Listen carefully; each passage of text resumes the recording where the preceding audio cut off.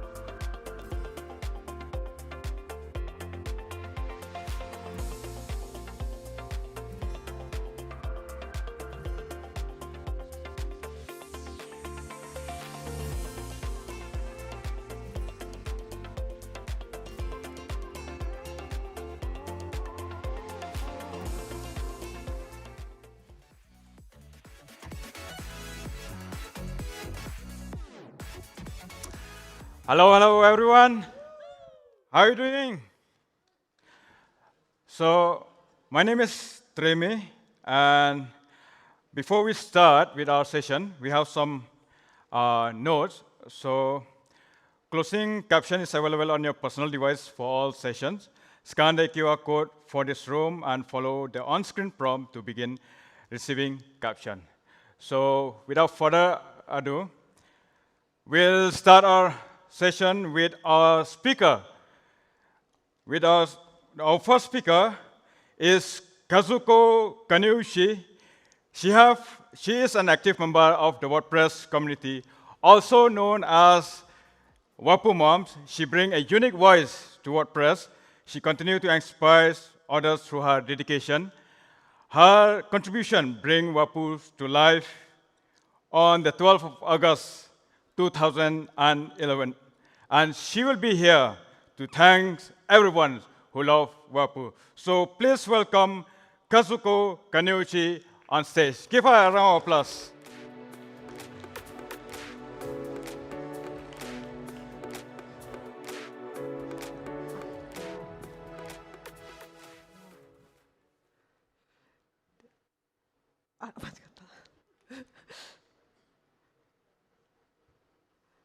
Thanks to everyone who loves Wapuu.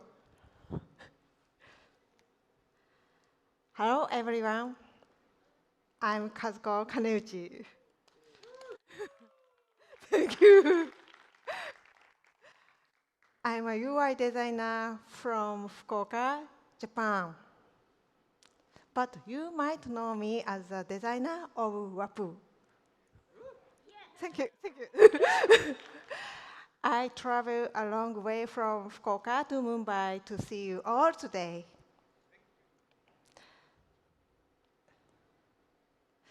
Now, please watch the short movie.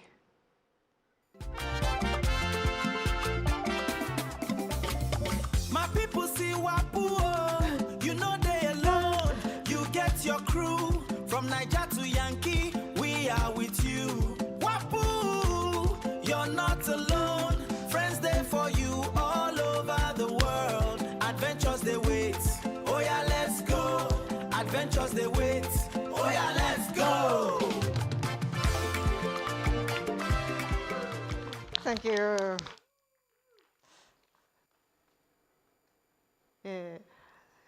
Now I'll give you a brief story about the origins of Wapuu. In 2010, the Japanese WordPress community asked me for a mascot. Why me?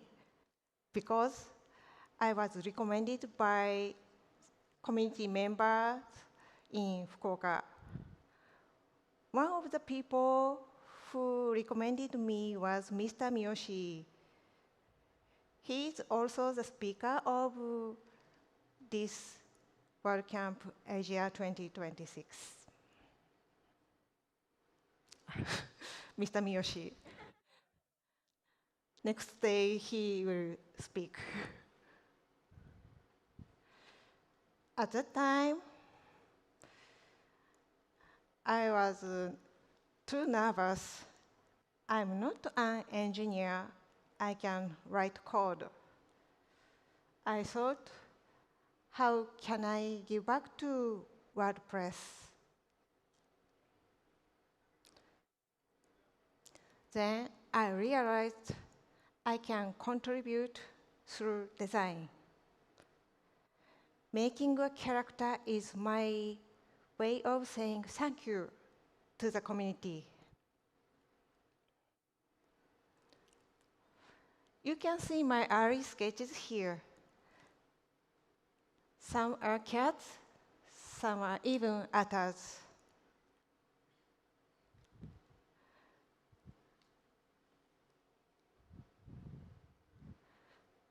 After narrowing down the ideas from the rough sketches, I colored them. 4 is like Wapuu.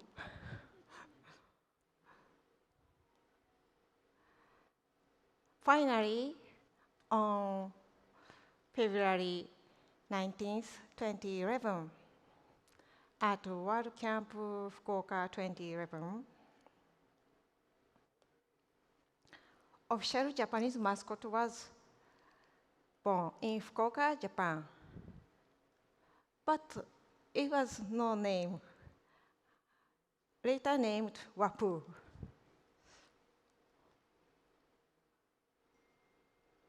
This cake was where the legend began. It was delicious.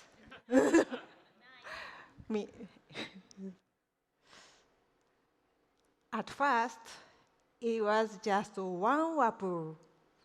But look what happened.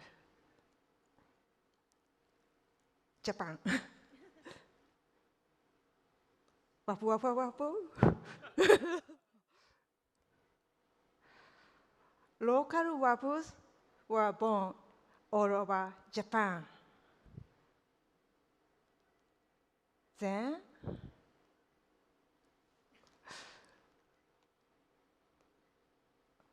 all over the world, Wapunk.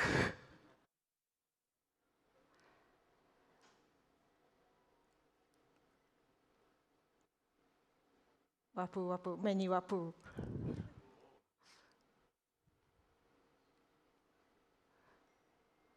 Including Wapunk in London, Wapuu contributes to be born all over the world, Europe, Asia, America, and more.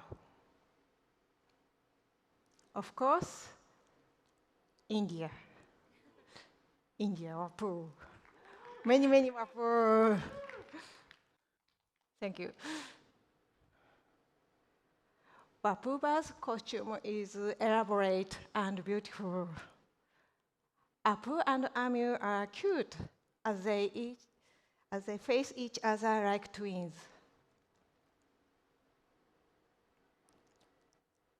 Of course, this event's official mascot, Wapurika, is also amazing and beautiful.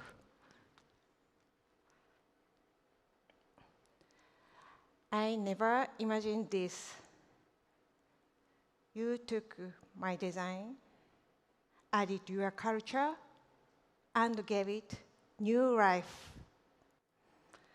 This is what makes the WordPress community wonderful.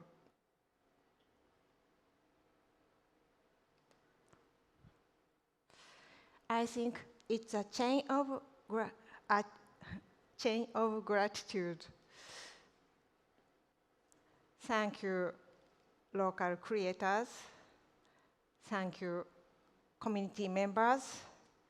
And thank you for loving Wapuu. Please keep remixing, keep sharing with respect and love. Thank you so much.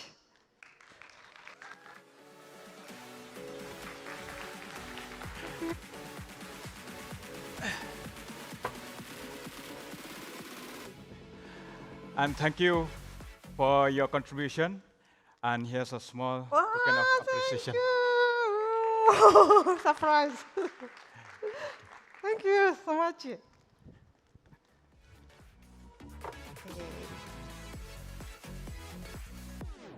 Okay, without further delay, we'll go to the next speaker of this session. We have Kotaro Kitamura. Kotaro Kitamura is the CEO of TechBridge Incorporation, delivering trusted WordPress development, maintenance, and security solutions with strong focus on reliability. Inspired by his time in Mumbai, he boldly transitioned from a 14 years corporation sales career into tech, building his own company and actively energizing the WordPress community. And his session will be From Mumbai to WordPress, How Community Shaped My Career Change. Please welcome on stage, Kotaro Kitamura.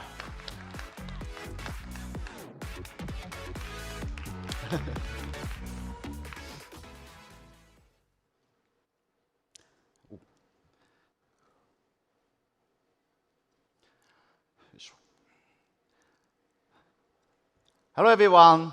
My name is Kotaro Kitamura. I came from Osaka, Japan. I run a company called TechBridge. We build websites for businesses, and we provide maintenance and security services for WordPress sites. I'm truly happy to be here in Mumbai today, because India is not just a country I visited before. India is a place that changed my life. And now, to be back here in India and to speak at WordPress event means a lot to me. Today, I want to share a personal story. It is a story about community, change, and gratitude. And most of all, it is my way of saying thank you to India and WordPress community. In 2019, I came to Mumbai for work. At that time, I had spent many years in sales. I was not an engineer. I was here to explore business opportunities and research the Indian market. But this trip gave me much more than business knowledge. In India, I met talented engineers, startup founders, and people working in technology. Every conversation inspired me. I felt that technology here was not something far away. It was connected to real work, real business, and real growth. I was also very impressed by the apps and web services I used in India. They were simple, beautiful, and easy to use. That was a big moment for me. I started to think technology can change the people work. Technology can make life easier, and maybe I want to be part of this world too. That was the beginning. And it was not only about business or technology. I also fell in love with India itself. I love the foods, the music, the movies, and the people. The more time I spent here, the more I felt connected to this country. After I returned to Japan, I kept preparing for business expansion into India. In 2020, I came back again with my company's president and IT manager. We had meetings with Indian companies, and our plans started moving forward. At that time, I was seriously dreaming about a future connected with India. I even imagined that one day I might live here and start something new. But then the pandemic happened. Our plan stopped. The deal was canceled. And the future I had imagined suddenly disappeared. At that time, I was already going through a difficult period in my career. So when that plan stopped, it hit me very hard. After that, I left my company. At first, it felt that I lost something very important. But now, when I look back, I see that it was also the start of a new chapter. While I was on leave, I started asking myself, what should I learn now? What kind of work do I want to do next? Because of the inspiration I had received in India, I decided to move toward IT industry. That was when I started learning programming. At first, I was interested in app development. I wanted to create something clear, beautiful, easy to use, just like the digital products that had impressed me in India. But as I kept learning, my interest slowly moved toward web development. I studied every day. I wrote code every single day. I learned HTML, CSS, JavaScript, and WordPress. Little by little, my curiosity became a skill, and that skill became work. Later, I got a job as a coder at a web production company.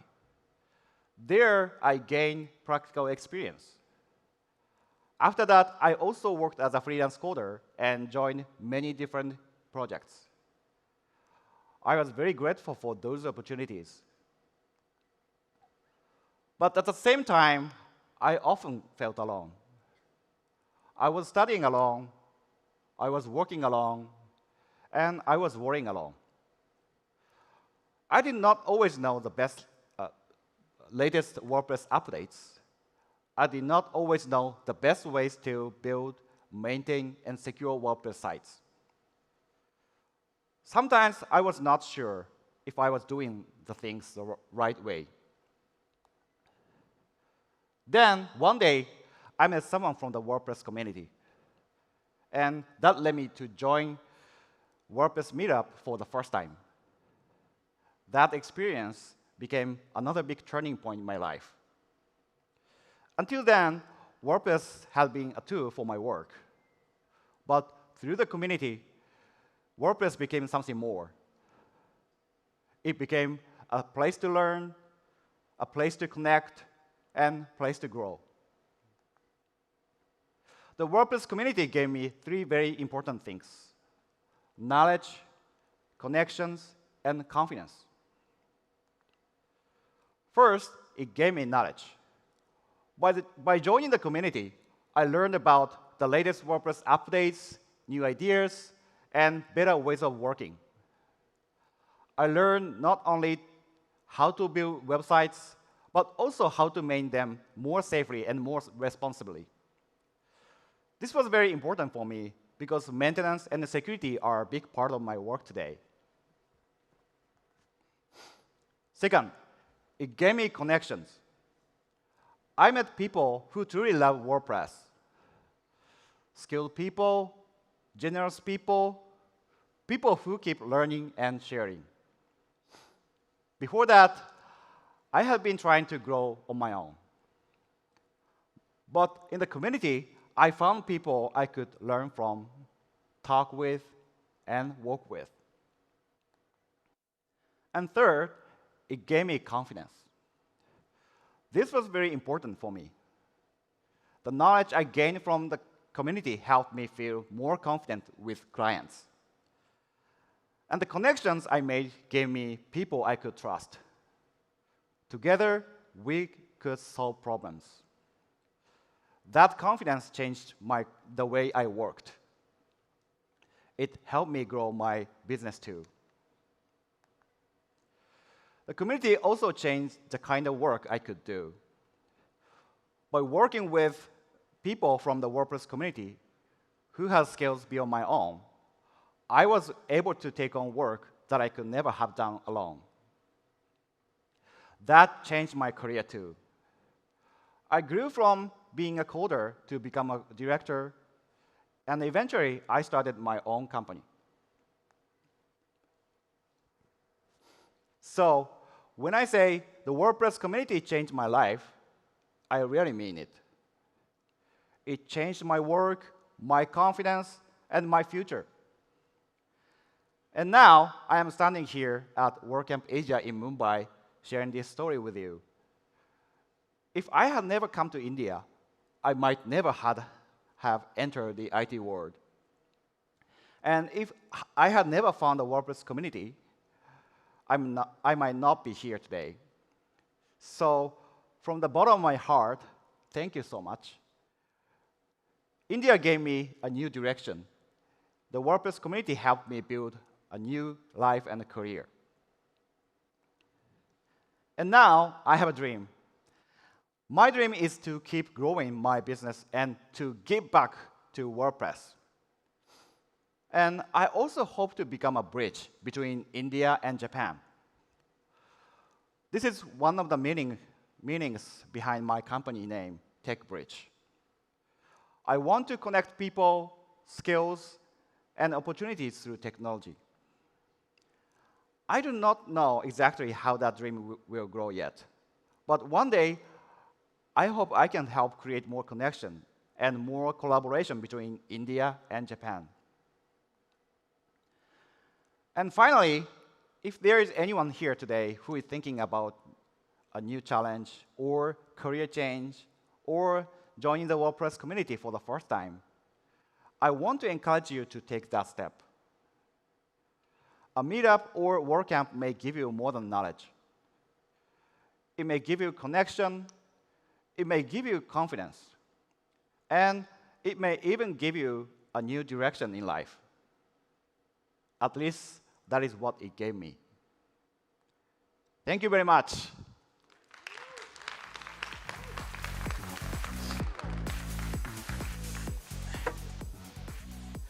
Thank you.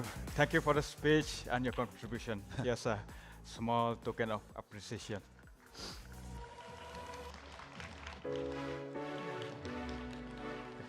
Thank you so much. Thank you.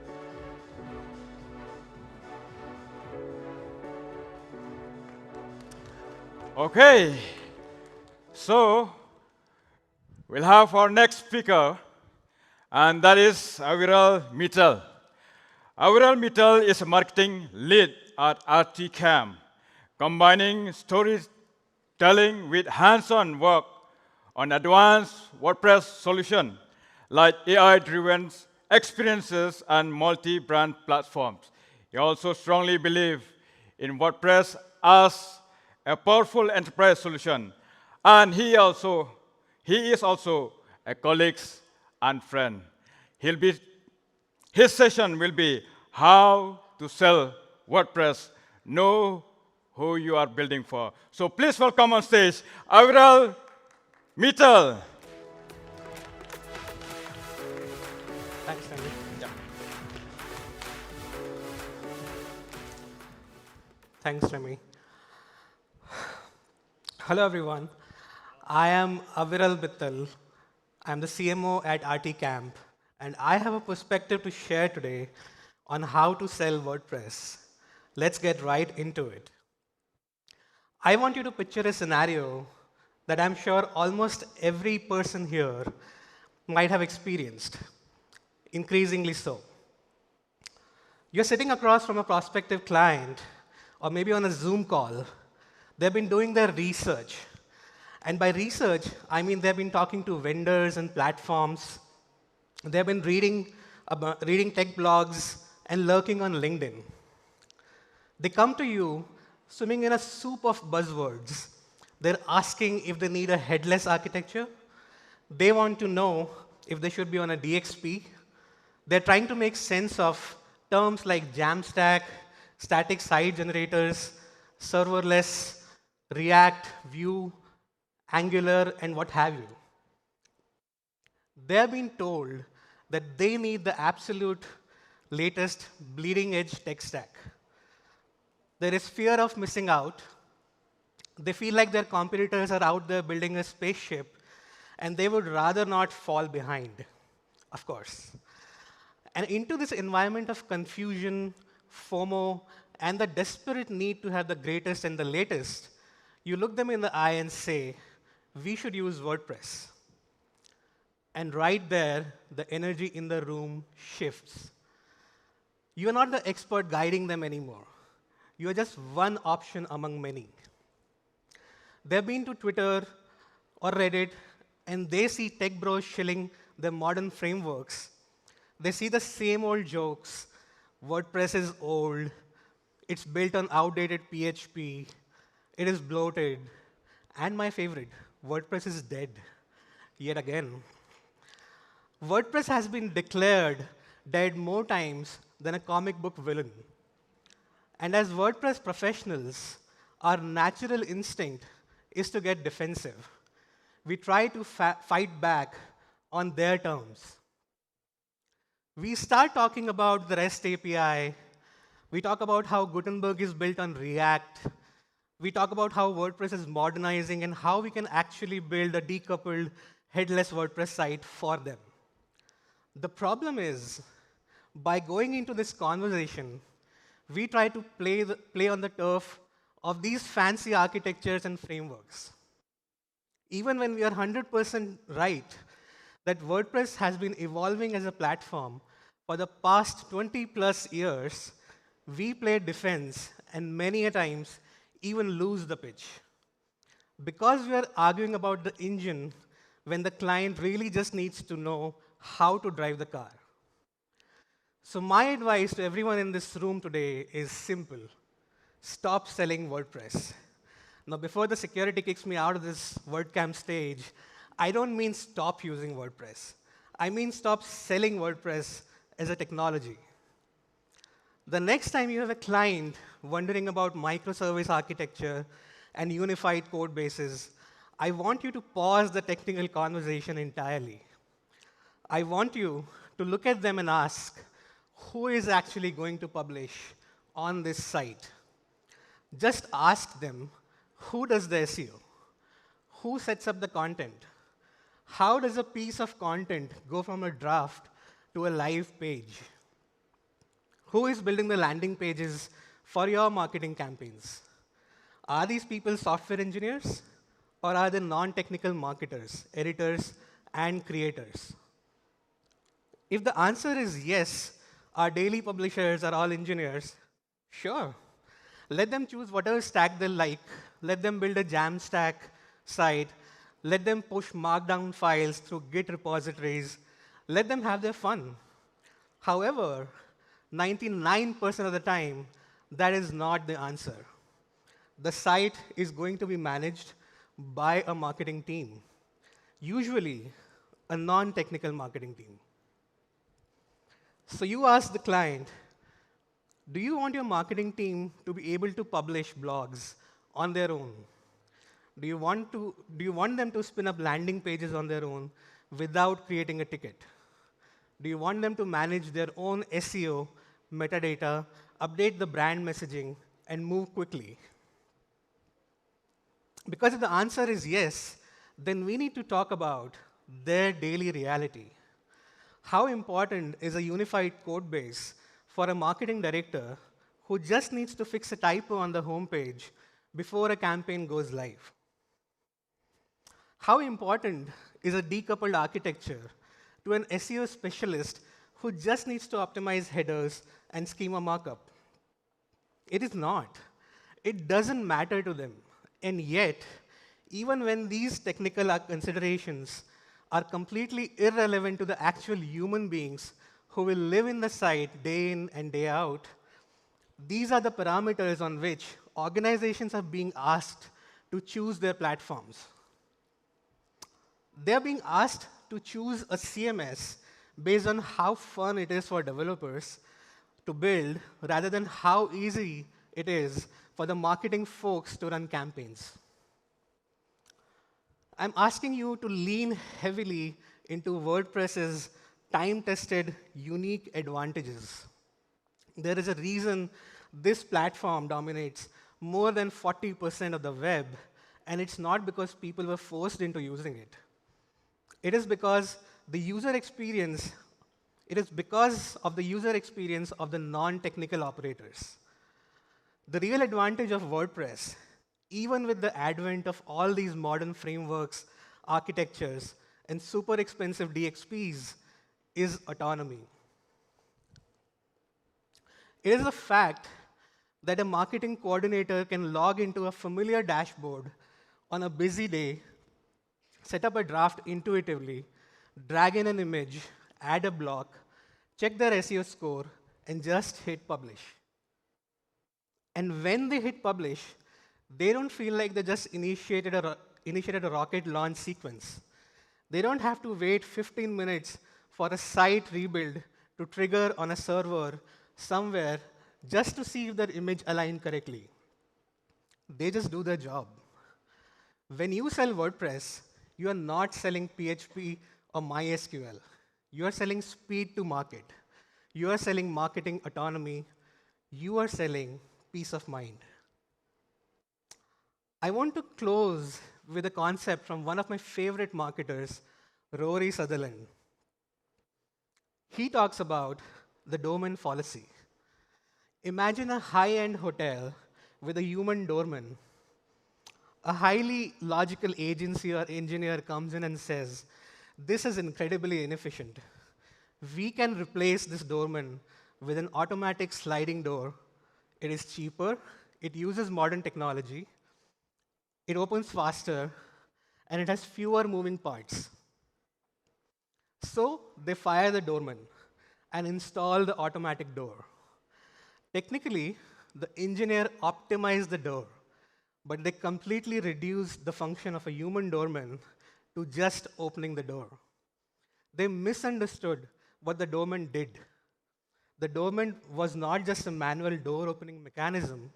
The doorman welcomed guests, recognized the regulars, provided a sense of security, hailed cabs, and set the entire warm, hospitable tone for the hotel experience. By over-optimizing for a specific technical function, they gave up the absolute basics of hospitality. This is exactly what is happening in web development right now. We are letting vendors and tech platforms over-optimize for united front-end and back-end, developer experience, and headless buzzwords. And in the process, they are giving up the absolute basics of what publishing should look like for the people who actually do the work. So, let the other agencies and platforms sell the automatic doors. Let them sell the friction, the Jira tickets, and the rocket launches. You sell the doorman. You sell the hospitality of the world's best publishing experience. Remember who you are building for, and then sell WordPress. Thank you.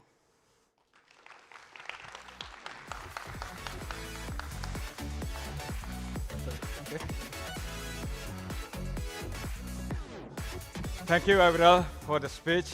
So here's a small token of appreciation. Thank you. Go from the side. Okay? What? Go from the side. Okay.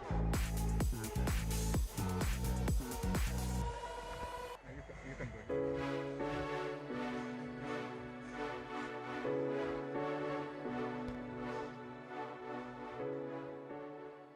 Okay. So now, while we will be having speakers on stage, but we have to prepare it. So we do have some times now for, I think we'll have 4 to 5 minutes free time. So we will not waste time, but we are here in WordCamp Asia 2026, and one of the things that we do is to connect and network with people, right?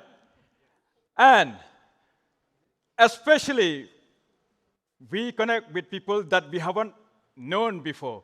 So I will take this time, let us all take this time, stand up and go to your left and to your right, connect, go to the people that you have not known before, and say hi, and get yourself known to them, and get to know each other. So we'll take this time, we'll take this time, 4 to 5 minutes.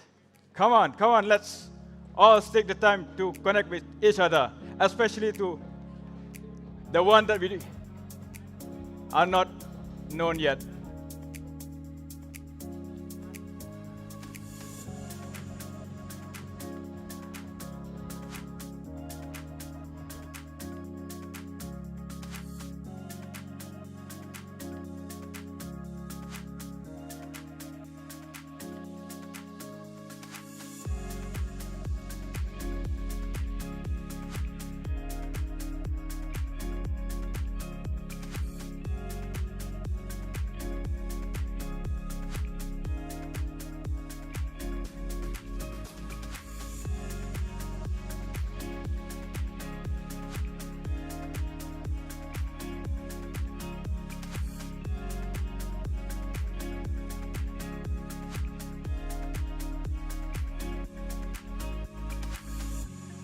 Hello.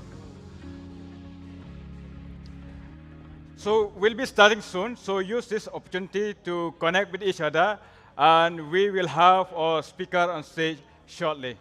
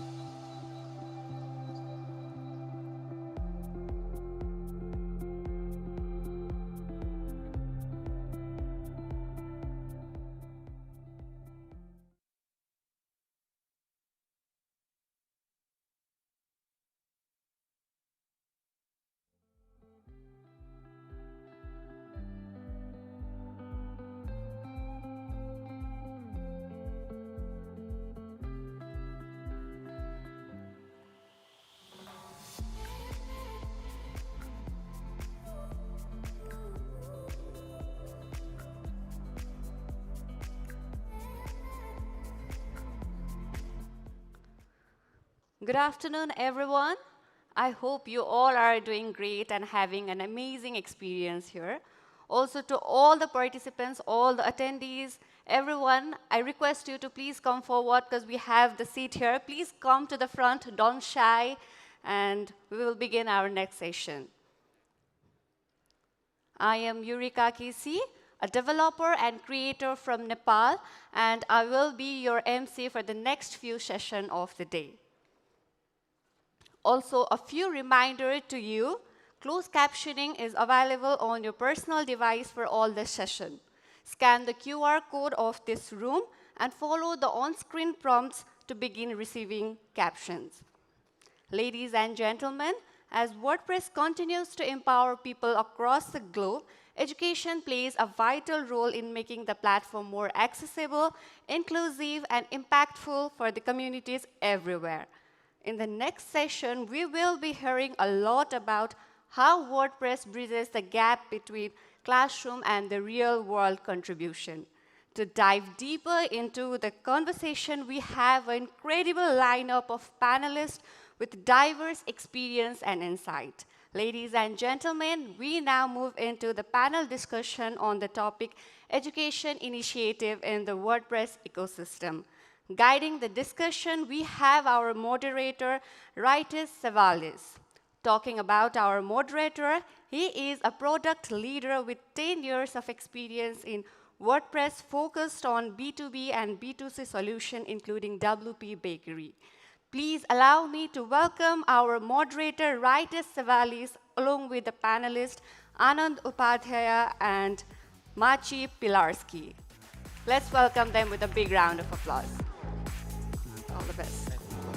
All the best.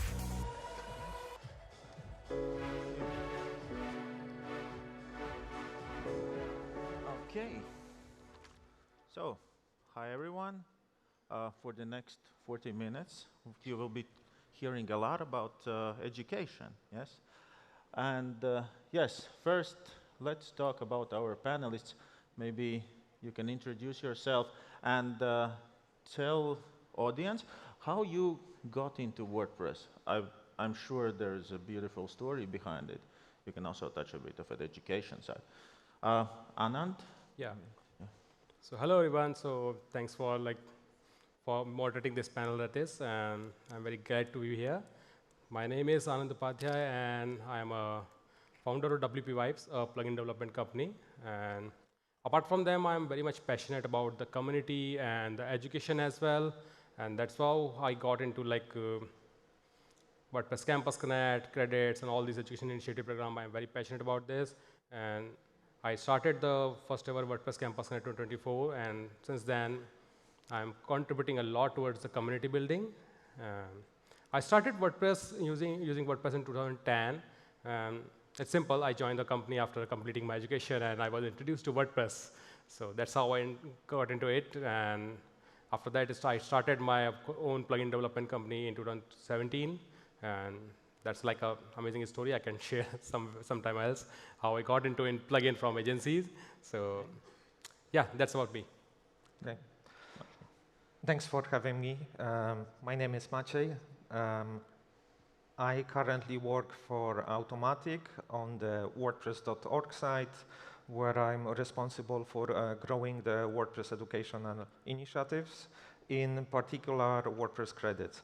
So my story with WordPress started around 2007. That's been a while. I forgot the name of the version of WordPress, but it's been a while. But for many years, I've been just a user. When I needed resources, I went to the support forums to get the knowledge answers that I needed. Everything changed around 2014 when I applied as a volunteer for WordCamp Europe in Sofia, one of the first WordCamps, European, the flagships. It was out of the blue. I went there just out of curiosity. So when I arrived there, my mind was blown by the whole community, the whole ecosystem, by everyone being so engaged in that. And it was funny when I also met some of the Polish community members who were like, who are you? we don't know you. Like, how did you appear? So I felt very welcome, and since that moment I started being active in the Polish WordPress community, organizing events, meetups, and at some point I started working at Automatic, and this year will be 10 years since I've been with Automatic. So it's been quite a journey, and I look forward for what future brings. It's actually pretty interesting. We met with Maciej thanks to the Polish community. Yeah. And Maciej said, like, okay, if it feels that it's hard to pronounce my name, Maciej, you can always call me Matt. And from that moment, I'm telling everyone, yeah, I'm having a call with Matt from Automatic. Yes. Yes. So let's set the stage. There are several initiatives, educational initiatives in WordPress.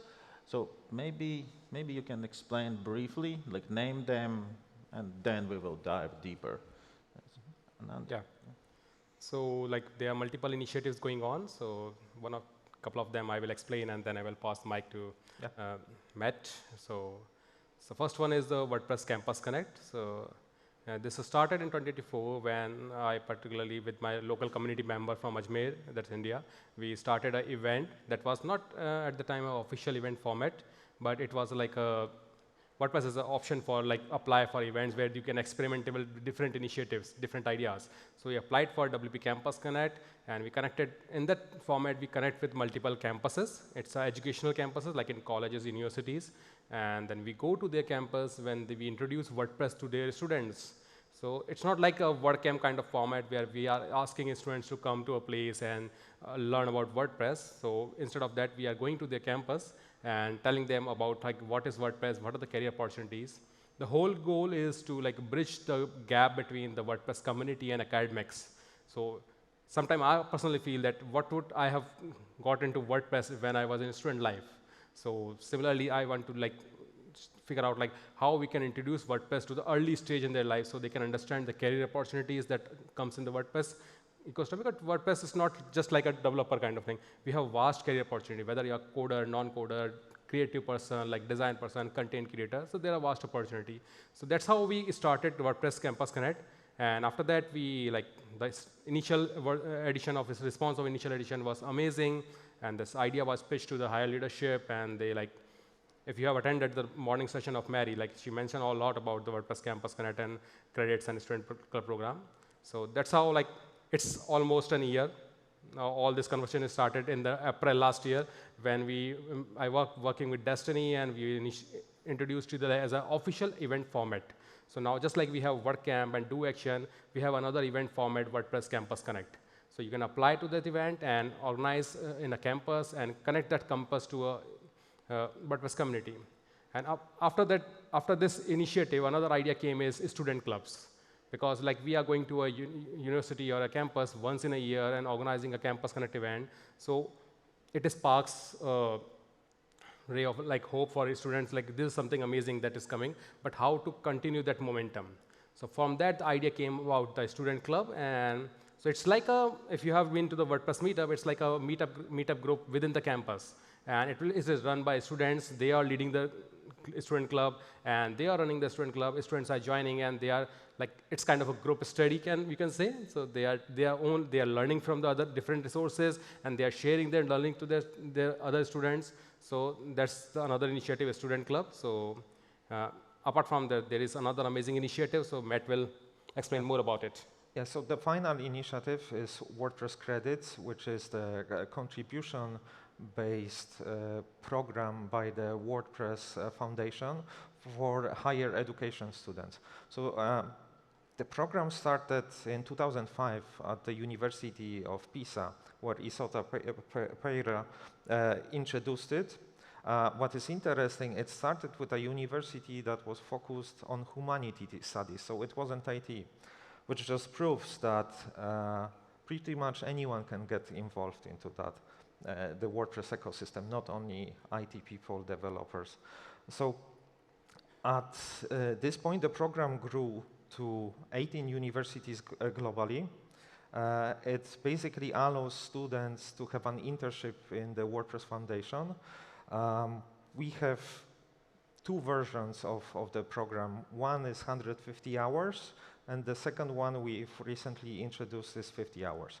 The program is split into three phases, where the students on phase one are getting onboarded into our whole ecosystem, how the concepts of open source, what are the values, how basically our community functions.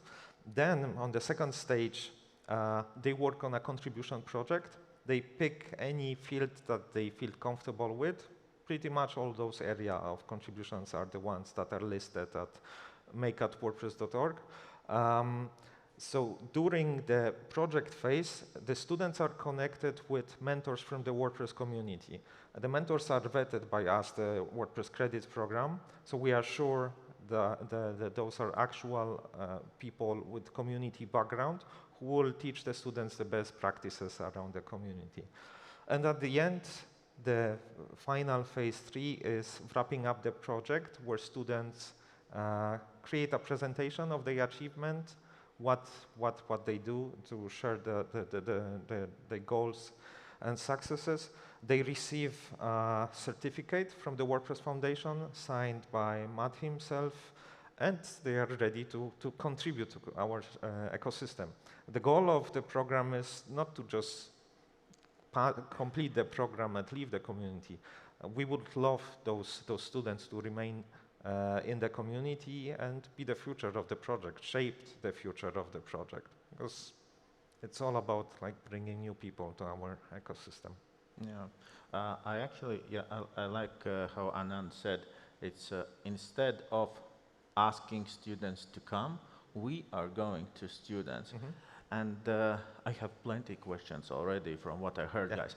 But stepping a bit aside, it's WordPress is powering around 42% of the web. So almost like my cat knows what is WordPress, yeah? So why, in your opinion, why do we really need those students to join us? Because the community is huge. What brought us here might not move us forward more. We need to adapt to the current environment, the changes, the approaches that are happening. We are not the percentage that we reach right now might go both ways, up or down. Our goal, of course, is to grow the strength of WordPress, but we also need to be proactive and adapt to the changes, the AI, everything happening pretty much globally. So it's important to never stop working and continue to get new contributors. And finally, we're getting older. It's time to... That's exactly. I don't remember the author, but I have read a blog post a couple of years back, and it was about the European community, and there was a statement: the European WordPress community is aging. Yeah. So it is everywhere, not just the European community, everybody everywhere. So we need like fresh people, and it's also not just about contribution. We are keeping contributing, building WordPress, but we also need to increase the user base as well. So like all these three programs are creating kind of ecosystem so that can engage people in using WordPress as a personal use, using WordPress as a professionally for building their businesses and startup or freelancing, whatever this, and also the contributing, because as I said, WP Credits is fully focused on the contribution part. So it's a kind of a chain. The Campus Connect can bring the spark about WordPress, introduce them to WordPress, then the student club can keep the momentum going on with the on-campus activity, and once the students are more aware about WordPress, then we can introduce, okay, now let's jump into it and start contributing. So that's the whole beauty of all these initiatives. So it's not only focused on one thing, it's because if you focus on creating more users and less contributors, it's a big problem. If you are keeping on focusing on the contribution and not working on increasing the user base, again a problem. So it's a kind of a balance. We are focusing on both the parts so that we can bring more new energy, new people, and new perspective to the WordPress. And what is great is that each of those initiatives, they don't compete with each other. It's kind of chain. Exactly, they support each other, because once one university starts with the credits program, Then we also incorporate the Campus Connect event to add additional connection with the local community from that area. And in some areas, it starts with the Campus Connect event. It gets students' attention into WordPress. Then we introduce a full-on credits program to that instance. Yeah, we have very good examples of like when we started as a Campus Connect program, like that person sitting on the front line, he's like a dean of Agriculture and Technical University of Kolhapur. And in their campus, we started it was just started as a Campus Connect event. Then the student started diving in, and then student also getting involved in the WordCamp as on-ground as a volunteer. And then we started pitching into about the credits program, and they were happily. We don't have to pitch more because they already know everything about the community thing. I wanted to ask about the sequence, but it seems like, as you said, you can start maybe with Campus Connect, maybe with WordPress. It's not a defined sequence, but But maybe, can I say that Campus Connect and Student Club is like you start with Campus Connect and maybe then form the Student Club, or which should be the first? It's depend on the approach, but I feel like that the Campus Connect should be the first. So, because especially if the student in the campus are not aware about WordPress, the most important thing is what is the current literacy status of students about the WordPress. If they are completely unaware about it and we are going to tell them, okay, just contribute in the WordPress or just form a student club, they will say why. So if we are introducing WordPress through a Campus Connect event, we are just introducing them about the vast career opportunities that it can bring, because everybody will do something if they know that they are also getting something in return. It's kind of a reward system. If they are getting something in reward, maybe as an exposure, as a networking opportunity, as a career options, whatever it is, it can be anything. But if we can explain them that what they will get in return, and that can be done through the Campus Connect event. We are telling them about what most of the Campus Connect event are focusing on hands-on experience. We tell a student, we don't go to their campus to make them expert about WordPress. It's not possible in one day. We are still learning.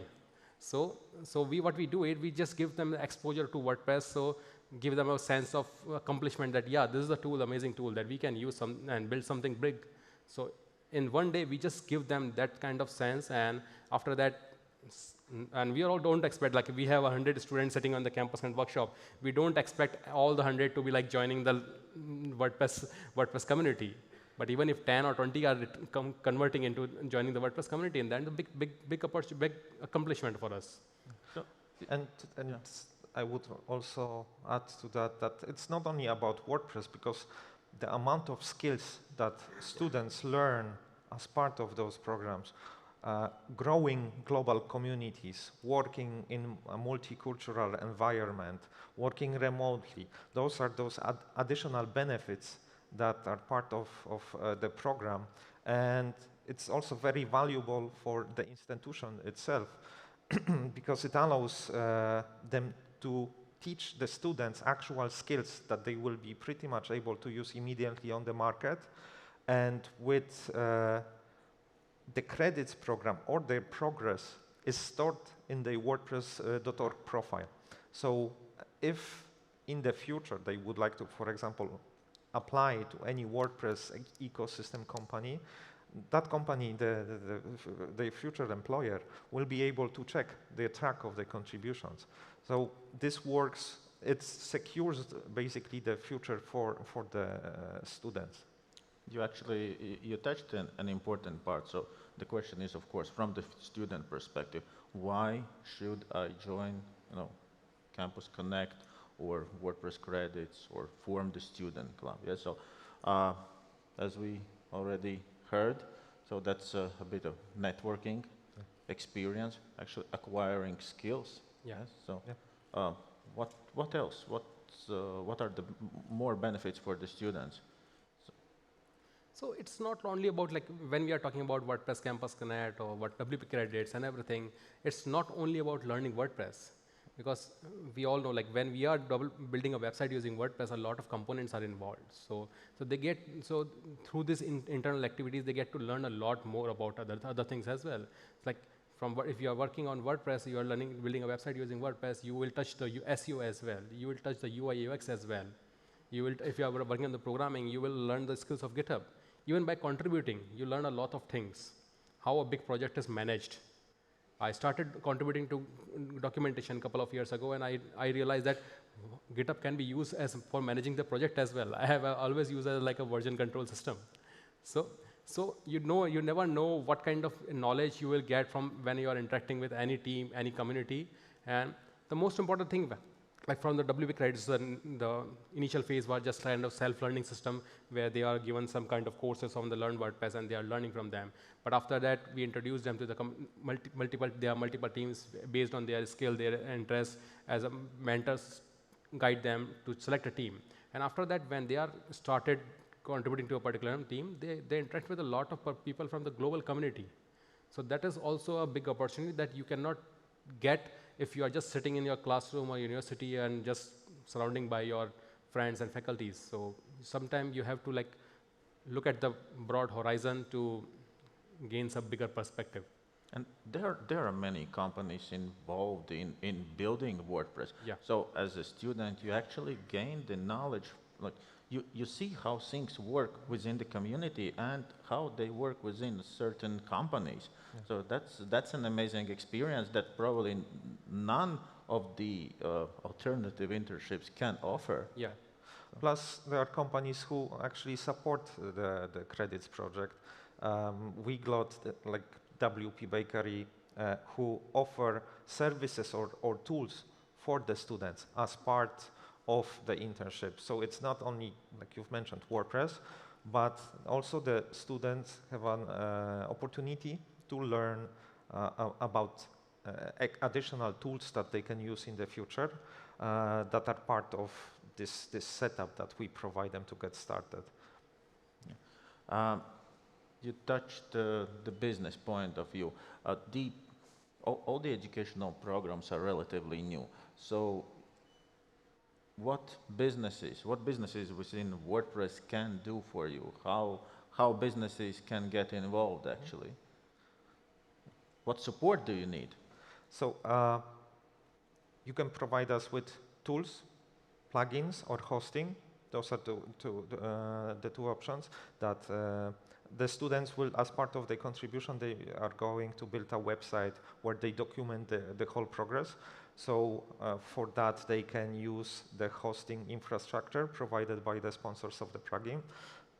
Like I mentioned, they can use specific plugins to build that website, which will be provided by those companies. The companies can also sponsor mentors, because majority of the mentors is volunteers, but there are two options. A company, when we sign an agreement for supporting the program, they can provide us with a mentor from the inside of the company, or decide to sponsor a mentor from the community. So that's another way. You can also, as a company, sponsor particular students to attend them for events. So there are multiple ways how the program can be supported. Another option is support for the tools, subscription costs for the tools that we use to run the program. So it's a matter of discussing with the company what they can do, what do we need, align those needs, and then we figure out a way. What about Campus Connect, student clubs? Yeah, so Campus Connect is like, for the Campus Connect, we get some kind of a financial support for the WordPress Foundation as well, but that's a fixed amount per campus. So in case some event is like gathering a larger number of audience, a large number of students they are capturing, so they might need some kind of support. So that is one of the area where they can support. And another part is like, that's something that we are right now in discussing stage in multiple people, and I was discussing with some companies, and we have a small discussion with you as well, where the student clubs are already engaging and they are like doing some kind of self-study and self-learning system, and at some stage now they have understanding about, okay, this is something that we want to learn further, this is something they want to learn further and deep dive into this. So what companies can do is they have like some amazing professionals in their team, and they can act kind of subject matter expert for them. Maybe a particular student club wants to learn about SEO. So any company who have like a amazing SEO professional, they can tell them, okay, if you are a nearby city, can you go for one day and take a workshop? And if it's not nearby, maybe from the other country as well, you can just take a webinar and tell them about whatever the topic. It can be about SEO, it can be about plugins, it can be about deep diving into WordPress contribution, whatever it is. So this is another way where the companies can like sponsor their team members to guide. It's not a kind of a continuous lecture session, like you are not committing like we are taking weekly classes. It's like just about, okay, today we are going to learn about this thing, and we can, and as a community member, what we can do is we can connect, because the student doesn't know about who can be the best person. So as a community member, if you have a campus connect, a student club in your city, and you can, as a local community member, you can just connect the dots. So you are connecting with the professionals with, or the companies with the students, and then they can start planning. So another aspect that we have seen in the student club is that it is also helping to develop the leadership skills. Because in a student club, we have a kind of a student club leaders, organizers. So they are acting kind of as they are growing as a leaders. So that is another plus point that we are getting. We have seen, noticing that this is not something that we have envisioned when we started this plan, but this is kind of we can say, a byproducts that are coming out of that program. And if you check on WordPress.org, the schedule of WordCamps, you will also see Campus Connect there. And that's a huge list now. Yeah. So it's actually for the businesses. You can also check, for example, the local Campus Connect events, reach out, find out if there is anything like support needed. Yes, yeah, simple things. And I know that the foundation provides some financial support for Campus Connect. $300 per campus, max. Yeah. So, but any additional? Yeah, that is already a good support. But yeah, if a particular campus, and depend upon which cities is happening, there are some cities have like some things are very costly, and maybe they are attracting a particular campus where like there are more students. If they need kind of a support, they can. And especially for the Campus Connect event, the sponsor package is not that big, just like WordCamps. It's a low-cost event. We don't have that much expenses. We are not setting up the booths or creating that kind of a stage. We are, in that case, we are just going to their campus, and they are like welcoming us as like a guest, and we are utilizing their facilities. So we don't have to pay a lot of things. So that's an easy way for companies to come forward and support such events. And for businesses, it's actually, there's an interesting perspective we were discussing weeks back, that any business within a WordPress, why do businesses care about those educational initiatives? If you have WordPress product, WordPress service, so making sure that people learn WordPress, the basis, is the very first step of the onboarding process. Like, how can you expect people to use your WordPress product, your WordPress service, if they don't know how to use WordPress? So those educational initiatives basically address that specific problem. To increase the WordPress user base is a collective effort. It cannot be done by someone single person or single company. It's a collective effort that we are all gaining from this WordPress project. So it's our responsibility as well to increase the WordPress user base. Apart from contributing, we should also focus on increasing the user base, and also these are today they are students, but tomorrow they are going to be the professionals. Yeah. So they are your target customers for the businesses also. They are your target customers in the next 2 or 3 or 5 years. So if they know your brand right now, they have some picture about your brand, most probably when they will get that kind of requirement, they are going to jump into it and think about it. In general, the companies supporting the educational initiatives secure the future also of the ecosystem, because they allow us to continue and adjust the project into the current environment and reality that there is. So we're talking about our next clients, our next teammates, our next competitors. Yeah. You know, we are in the WordPress community. Maybe next co-founders. Yep. Yes, exactly. Let's talk a bit about WordPress credits. So how can students join WordPress credits? The students themselves cannot join. What they can do is they can apply the institution if they are interested in getting the university on the program. At the wordpress.org/education, there are all the educational initiatives listed, there's a form for specifically applying your institution for the program.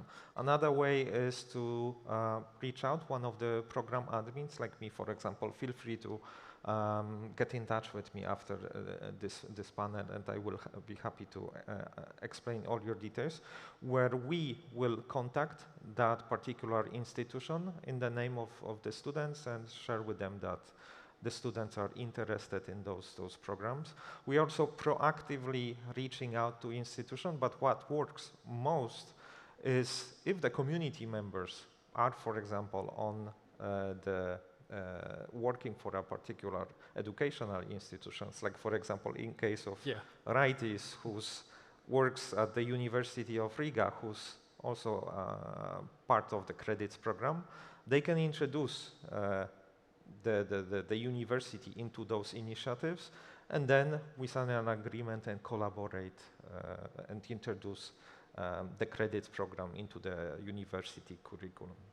How many universities? 18, and that number is growing. So we started in 2015 with just Pisa, and after a year and a half, we're at 18 universities globally. Okay, that's impressive numbers, I would say. So as for the Campus Connect, how can I organize? Can I organize? Can students organize? What's the process? Yes. Yeah, so it's open for anyone to come forward and organize. So if you have a local community in that region, so that if the community initiative is taken by local community, so you don't have to worry about like who is going to take care of all those things. So community members can form a team, and it's not there is not defined number of team members that you should have. And the local community member, they can just come forward and plan that. And most important thing, you should have a campus that is willing to host you. So that is one of the biggest challenges. So you have to go to a campus and figure out like how if they are interested in this thing, and then you can apply. So just Matt said the wordpress.org/education, there are all the initiatives listed, and you can choose the Campus Connect. There is a complete handbook as well, and there is a simple application form. You can just fill it and then apply. After that, it's simple. There will be orientation call, and it will be discussed about what's your vision, what's your plan, and that's it. That's the process. But then it's the person who is applying. Like in case you are applying, that all game is yours. Of course, it's something like WordCamp, yes? Yeah, something like WordCamp. All the processes are just like WordCamp. You will getting a website, you will getting an email address for official communication. You will have to submit a budget. So all the things that but yeah, things are like WordCamp, but things are simpler. We have like complete branding system is already on set. You don't have to worry about like every WordCamp. We first figure out like, okay, what should be the logo of my WordCamp? What should be the Wapuu of my WordCamp? So all these things are already sorted out. We have a like centralized branding. So we have a WordPress.com, WordPress Campaign logo. There is a Wapuu, official Wapuu. There is a website design available, and there are like even also standard designs and whatever you need. And if you need like a slide deck, that is already sorted out. A completely well-designed slide deck by the community members. Whether you want to a slide for pitching to the campus, or you want a slide deck to introducing WordPress to the students. Both of these are already set. You just copy it and make your changes, and you got set. So the goal is to provide like all the repetitive things that every Campus Connect organizer is going to do. So we are trying to minimize those things so you can focus on delivering the educational content to the students and not worry about all the different things. Okay. So we have several stakeholders. So we have WordPress. We also talked about business. We talked about students. So there is another one, like educators. It's also me at some point, yeah, like one day a week. I heard there's something new. It's currently in the works, but something. It was.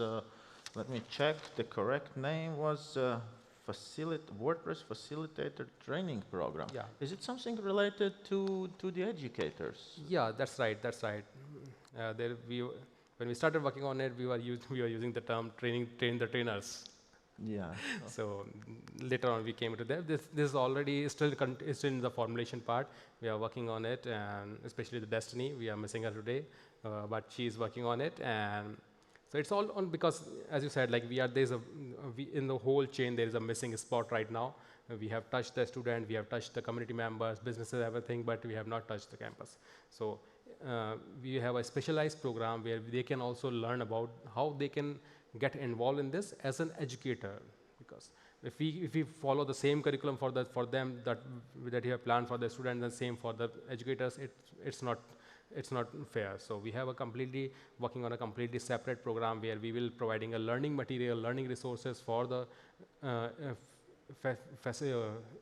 faculties of the education institutes, so they can learn about WordPress, what is community, what is contribution. Apart from learning the WordPress, it is also important to learn the community, about the contribution, and the whole system around it, the WordPress ecosystem, so they can learn about it. And when they are already aware about it, there will be a major push for the students to get deep dive into it. They will get a lot of motivation. They can give a lot of motivation to students as well. And I heard that those learning materials, they are of course GPL, open source. Yeah, every learning material that WordPress is providing right now is available completely for free on the learn.wordpress.org. So you can just use it and explore it and then learn from it and then deliver your learnings to the others. Maciej mentioned that you don't have to be, engineer, like student. It can be like different backgrounds, and there are students in audience. And after hearing that many initiatives, all the benefits, what would be the first step, the next step for them to take? How to start? Where to look for information? How to reach out to you guys? You mean when they would like to get introduced in the... For example, get involved into credits, learn more about credits, learn more about Campus Connect, learn more about student clubs. So the first main resource will be the education section at WordPress.org. So WordPress.org/education. It describes in detail all those initiatives. There are multiple forms for application for Campus Connect credits, where they can get more details and also apply themselves for their institution or their interest in various of those areas. You can probably invite them to join Slack as well. Yeah, we can invite them to join Slack, and if the students are here, so we are here for tomorrow as well, and today as well, so you can connect with any of us. And yeah, so most amazing sources, WordPress.org/education. You can get a lot more about it, and you can join the Make WordPress Slack. There are separate channels for Campus Connect and credits program, WP credits. So you can just join that channel. Any queries, just drop a message, and the WordPress community is very welcoming. Just drop a message, and someone will surely reply you, and may go forward to any extent to support you in starting these initiatives. And I will be also later today on the community booth that is around the sponsors area. So feel free to drop by and ask any questions if you're interested in that. Maybe to wrap up, you've been with educational initiatives from the very beginning. You help to develop them, introduce them. Yes. Maybe there is like 2 minutes each, some moment that was like aha moment, wow moment, the satisfying moment that you faced during working to move those initiatives forward. Yeah, so the most aha moment is, I would say, like in the first edition of the WP Campus Connect, that was named WP Campus Connect, not WordPress Campus Connect, because we named it from ourselves. So after that, the event happened, and we were like, getting amazing response for new initiative from around the world. Like, people are appreciating, and so then I decided, like, let's pitch this idea to further and ask the people, like, ask the leadership, can we make it an official format? So all other communities can also enjoy this. We can have a formalized structure, and everybody follow the same structure and do this thing. So I was thinking how to reach out to Mary in WordCamp Asia and last year Manila. Somehow she couldn't make it there, and then I scheduled a Zoom call with her. It was a very late night for me, because availability of the slot in the calendar. And then she took just 10 minutes and then explained the idea about the Campus Connect and the student club, and then that's all. The call went away, and after this, there are like, I think 3 or 4 weeks of silent. And I was thinking, okay, I just shared my thoughts and now it's gone. And then one day I got a message and she connected with me, Destiny. Okay, let's take it further.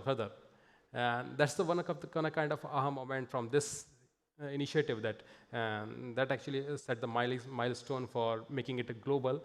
And when it was expanded as a global program, that was the most aha moment for me in this initiative. Okay, amazing. Yeah. In general, from like a bigger perspective, it was mentioned today during Mary's panel when she mentioned a student that actually became a contributor. They've translated over 4,000 strings. So that's like from a bigger perspective, it's amazing. For me personally, I not only promote those educational initiatives, but I am a mentor myself. And I currently mentor one of students from the Krakow University of Economics, where she decided to pick as her contribution the community team. So I'm really happy to see how she's figuring out those things, because I don't give her like straight answers to what she would like to achieve. I teach her more how to fish those things. And one recent thing that was pretty amazing, that like she figured that we're lacking some sort of communication for the rest of the students from that university. So as a community, after that moment, I knew that like community team is her team. That's her future. She figured out that like, hey, we need to create that channel for communication to reach out to the rest, organize ourselves. So I explained her how to do that basically, but it's very satisfying to see the students' motivation and like the excitement about doing those things. And I personally feel very fulfilled with that, and see that they will be the future of our ecosystem. I think this is one of the reasons why we are actually all into education. And yes, by the way, as Maciej mentioned, he's mentor himself. So if you're lucky, you can get him as a mentor. And my wife, she's getting another education, and she's part of the WordPress credits program. And her mentor is basically Maciej, by the way. And she's telling how amazing he is. Thank you. Yeah, I want to thank our panelists, but that's not all. You know, there is a saying, a picture is worth 1,000 words, and we don't just talk about education. We want to actually ask two of the students who are present here today to basically share a bit of their experience. And I want to ask Rijma Upadhyay and Kenny James Kuravilla to come to the stage. And yes.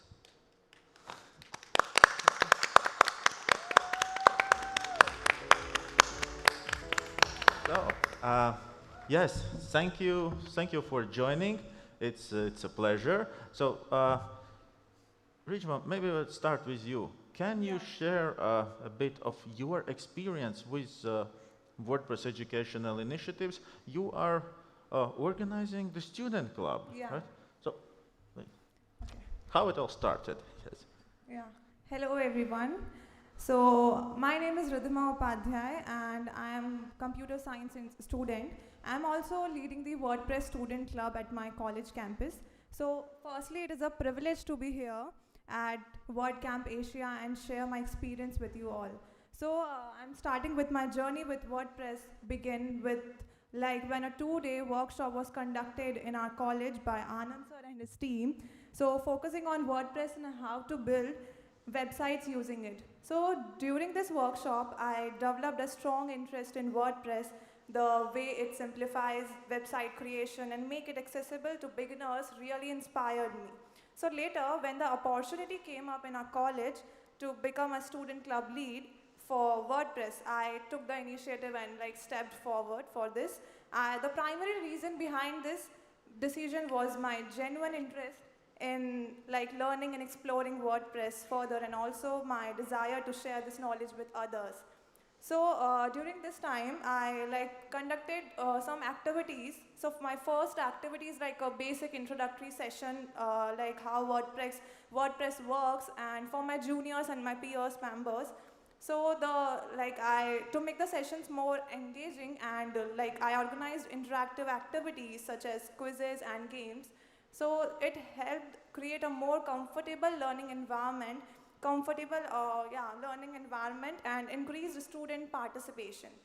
So moving ahead, I also conducted a hands-on session where I guided students in building a basic website using WordPress. So this gave them practical exposure and boosted their confidence.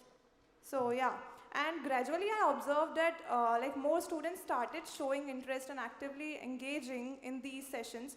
So for me, this journey has been extremely rewarding as a student club lead. I have not only improved my technical understanding, and such as like leadership, communication, and team coordination also.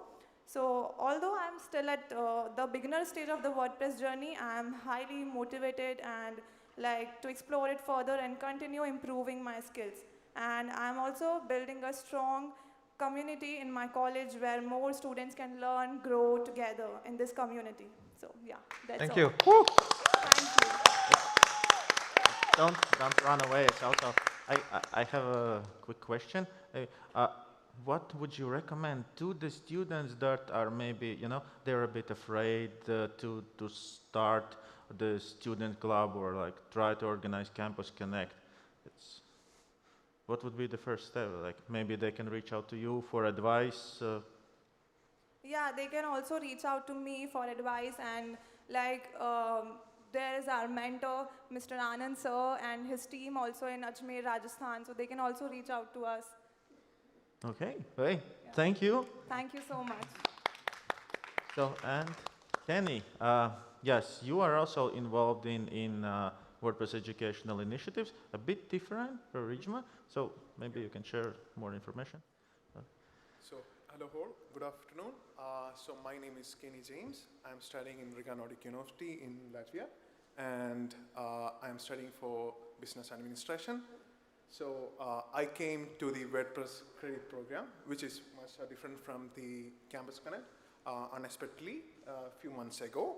Last semester, we had a subject called e-commerce. He was my professor, and the main task for that subject was to develop a website.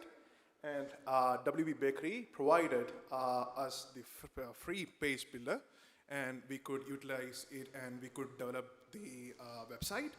And that's how I started inquiring about WordPress and how does it work.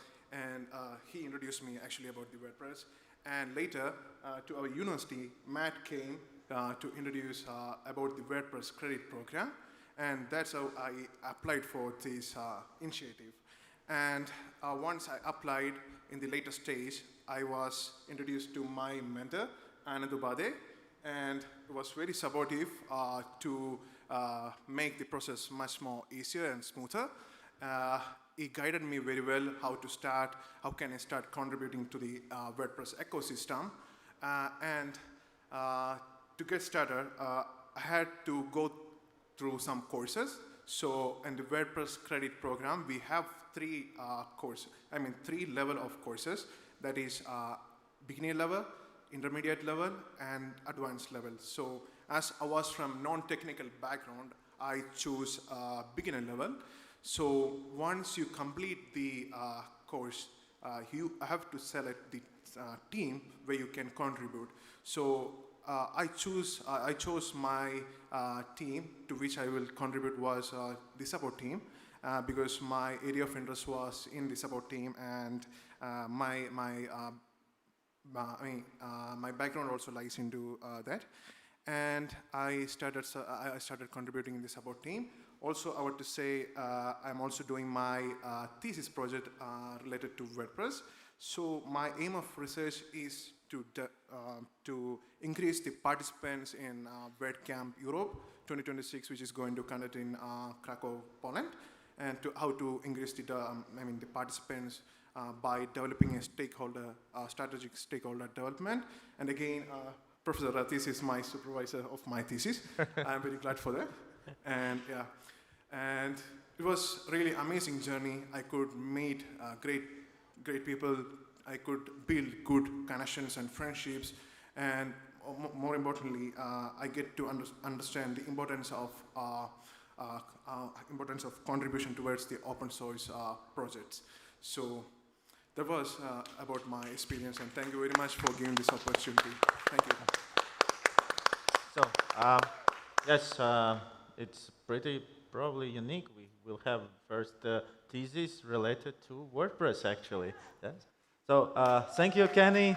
Thank you, Rijma. Thank you for the experience you shared, and thank you for being part of that amazing journey related to education, yes, and WordPress. And once again, thank you to our amazing panelists, Anand and Maciej.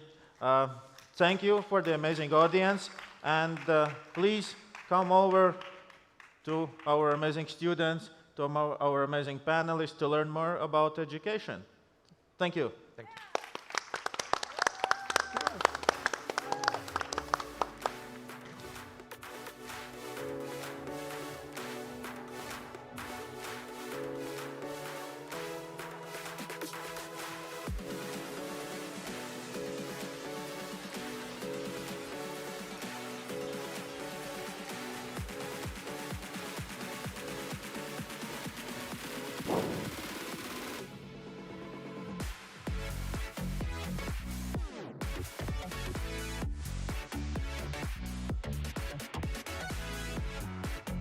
All right. Thank you to our amazing panelists for such a wonderful discussion, and to our moderator for guiding the session so beautifully. Let's give them one more round of applause, everyone. Also, we have a small token of gratitude to our panelists and the moderators. I'd like to hand over this token of gratitude to our panelist. This one's for you. Okay, let's take it.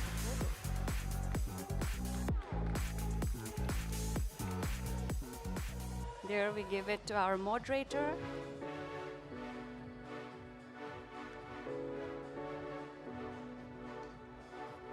And to our panelist.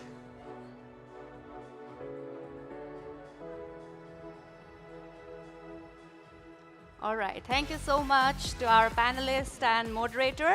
Also, a quick notice to you all that we will begin the next session sharp at 2:55. So until then, see you there.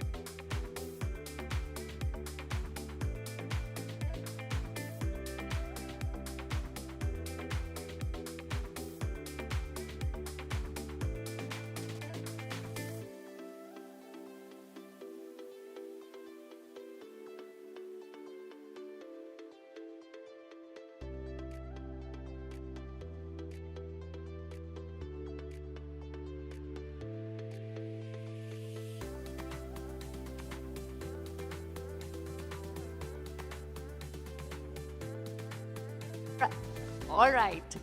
Welcome, everyone, and I hope you are having an amazing time over here. Also, a quick reminder to everyone present in the hall, closed captioning is available on your personal device for all the session. Scan the QR code for this room and follow on the on-screen prompts to begin receiving the captions. We now move into the lightning talks. Our next speaker will be explaining how developer can truly elevate the career beyond just writing code. And I guess it is a topic that resonates with many of the people in our community. Talking about our next speaker, he is a founder and CEO of EliteUp and creator of Metabox and Slim, SEO with nearly 2 decades of experience in building powerful, developer-focused WordPress tools. Ladies and gentlemen, please join me in welcoming our next speaker, Ain Chine, as he will be speaking on the topic Beyond Code, how developer can truly grow. Let's give him a big round of applause.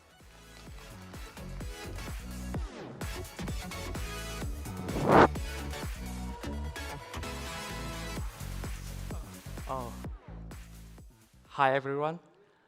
My name is Ain Chen, and I've been working with WordPress since 2006, so 20 years of experience as a developer. And I also have around 12 years as an entrepreneur on running my own business with WordPress. So I've been developing the Metabox and Slim SEO plugins.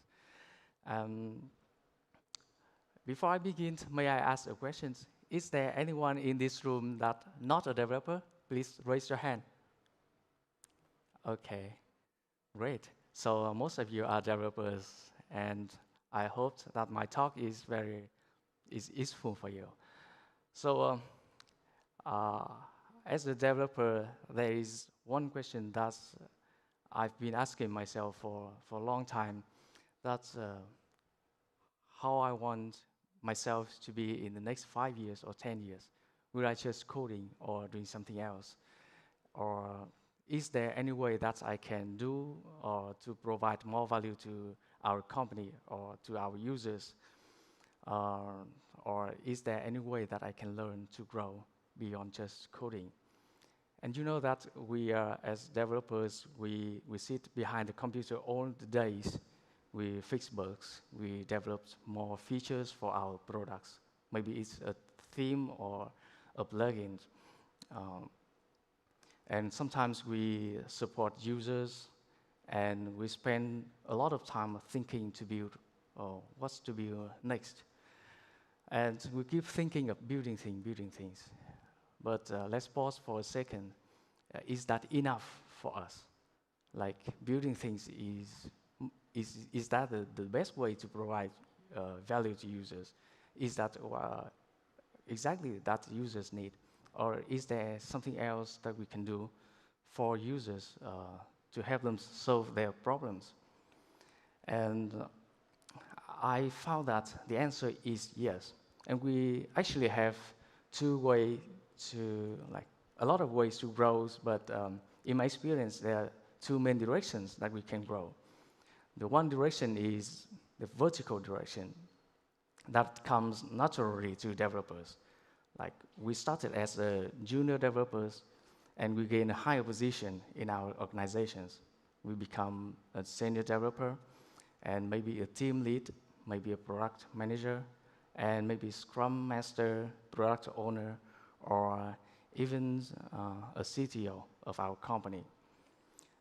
We work on the product, work on the technical things. We master our skills. We focus on the technical things. And sometimes we learn more about management skills to organize team, managing projects, assigning tasks, something like that. And it's all about focus and mastery.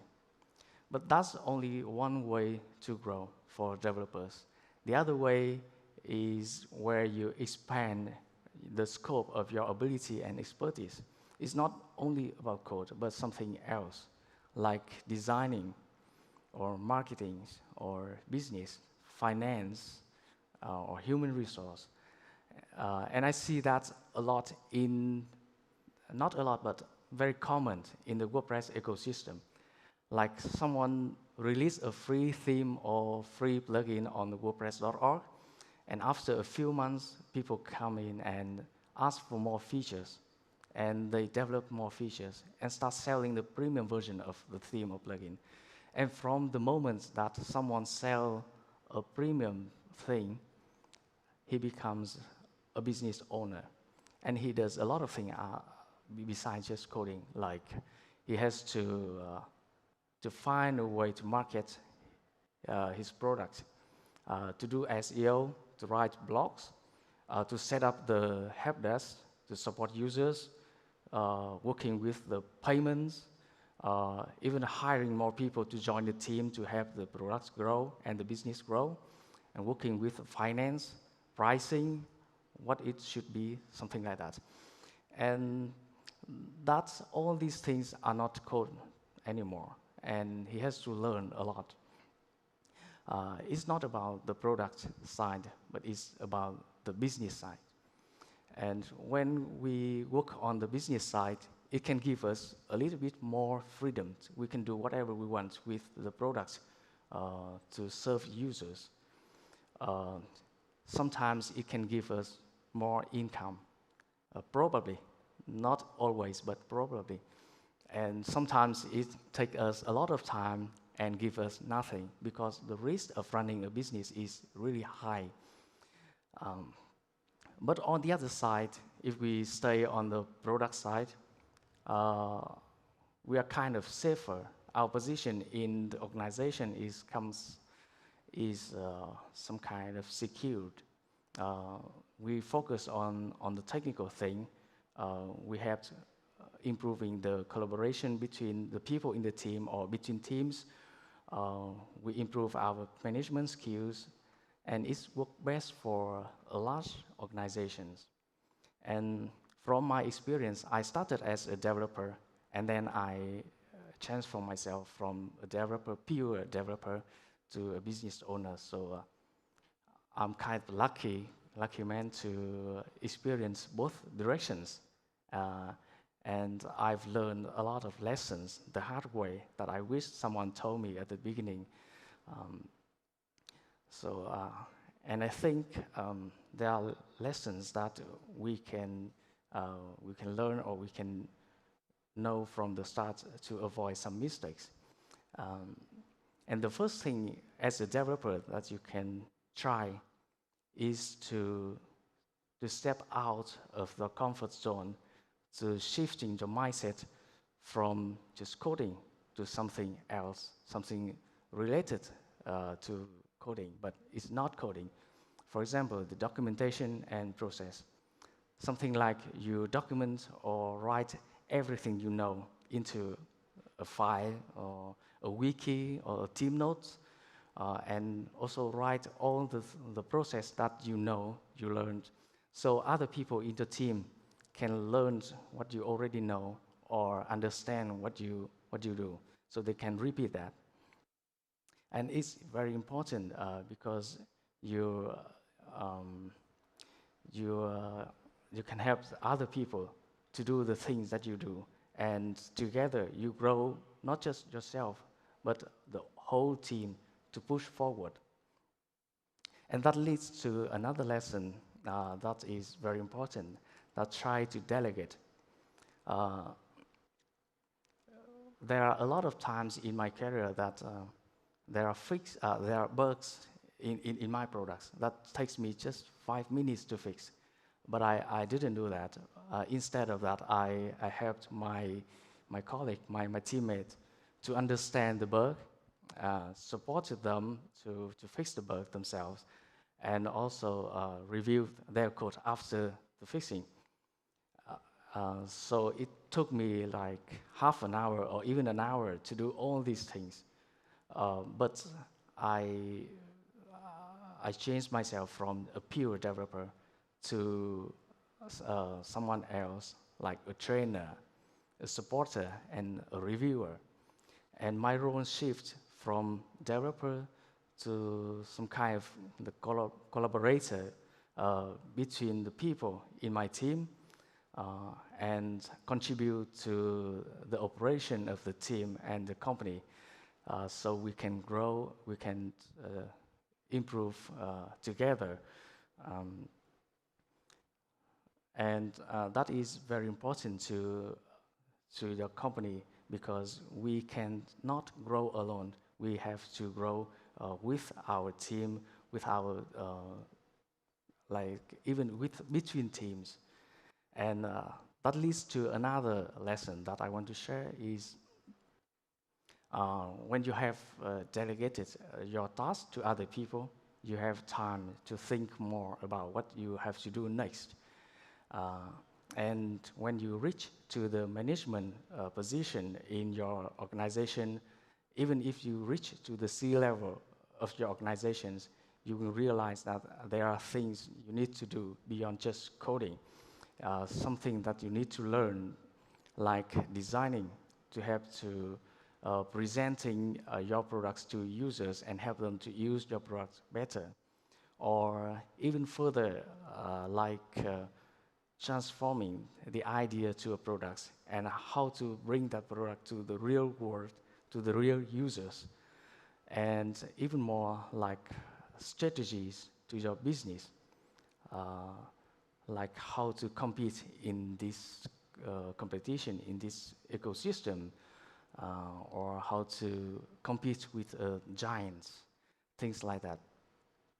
And from that moment, your role is not developer anymore. It's something else. It's, even if you're still building the products, but you build the products in a comprehensive business ecosystem. And that's the way we grow the business. That's the way we as developers grow ourselves beyond just coding. So I think that's very important for a developer like us. Thank you for listening. This is my talk. My name is Anh Chen. My name is Anh Chen from MetaBox and Slim SEO. You can connect with me on X, Twitter, or LinkedIn. Thank you very much. Thank you.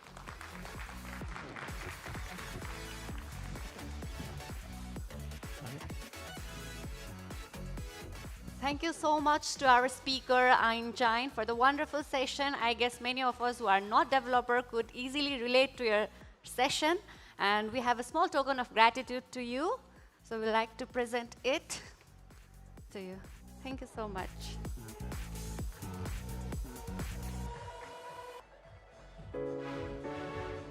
Okay.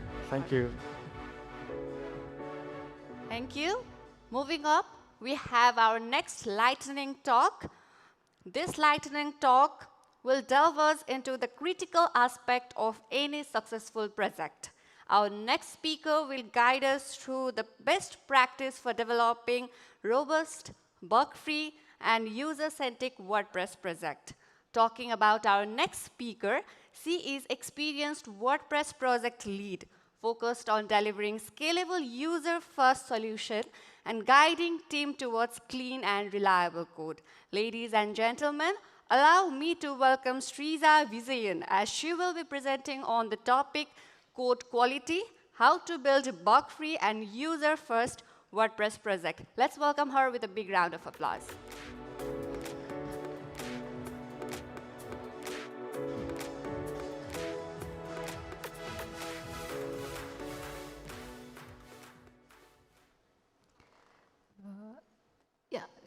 Give me my seconds. Let me get my slides ready.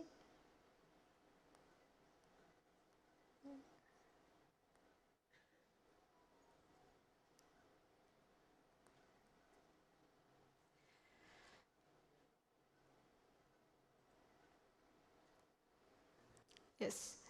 Hello everyone. Am I audible? Good afternoon all, and nice to meet you all. First of all, thank you so much all for joining my session. I'm Sriza Vijayan, Technical Project Lead at Faces Technology and Solutions India. I have been delivering WordPress solutions for about 10 years, and I have been working with Faces Technology for more than 6 years. I'm really proud to be here today because this is first time WordCamp Asia is happening in India, and being part of it and sharing something with the community is very special for me. I want to take a very short lightning talk, but I think the topic is relevant. Let me start with a quick question. Have you ever built a website that felt perfect? But the moment real users started using it, bugs starts appearing, right?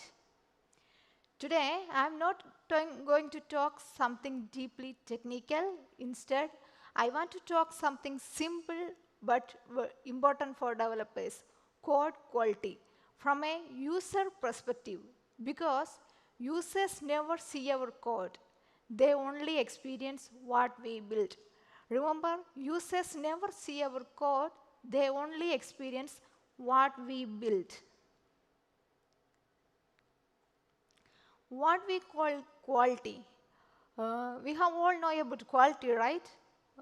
When developers talk about quality, we usually mean clean code, coding standards, clear structure, reusable components, and yes, all of these are important. If you write any code, it should be manageable, it should be maintainable, it should be understandable by any other developer. So all of these points are important. But from my experience, quality is a bit different. So from my experience, quality really means clear requirements, thoughtful implementation, stable user experience. So from now on, remember, quality really means clear requirements, thoughtful implementation, stable user experience. And most importantly, quality is not something happening during QA or at the end. It starts from the very beginning. Then where does the most bugs actually comes from? We have all seen this. Sometimes the requirements are clear, we build this perfectly, everything looks perfect, testing is done, we deliver it on time, but once the real user started using it, the issue starts coming in. Does this because of any bad code or any lack of experience or knowledge with the developer? No, it's not because of any bad code. It's because this is the real world usage begins. And most importantly, it's happening mainly on CMS platforms like WordPress. Because the reason why people choose a CMS or WordPress is for their easy content management. But in most cases, the people handling CMS are marketing teams, marketing managers, content editors, non-technical people are handling the system. And they don't need to think about the performance, technical limitations, designs, layouts, or anything. They only need to upload their content and finish their job. So the way a developer builds the system and the way non-technical people handling the system are completely different. We have lots of real-world scenarios. We have all seen this. Sometimes the users will paste content from Word, PDF, documents, or any other tools, and it has some pre-formatted text, and it will break the CSS styles formats of the website. Sometimes the client or the user will upload larger size media files, images, videos, even from the hero section to footer, and it will affect the performance and loading time. And sometimes they will enter unexpected inputs. They don't need to bother about the character limits or anything, and it will break the layout. And recently I had a situation like I had delivered one website to the client, and they just opened it on an ultra wide screen. And there are some animations, some kind of things. Suddenly, few of the section started not functioning. It is because they will open the system on any devices we didn't consider. So the real question is, are we building for ideal scenarios? Are we building for real users? let's take an example, a form. The requirement is simple, just build a form. But the real world thinking means we should ask questions like, do we need a spam protection? What validations are needed?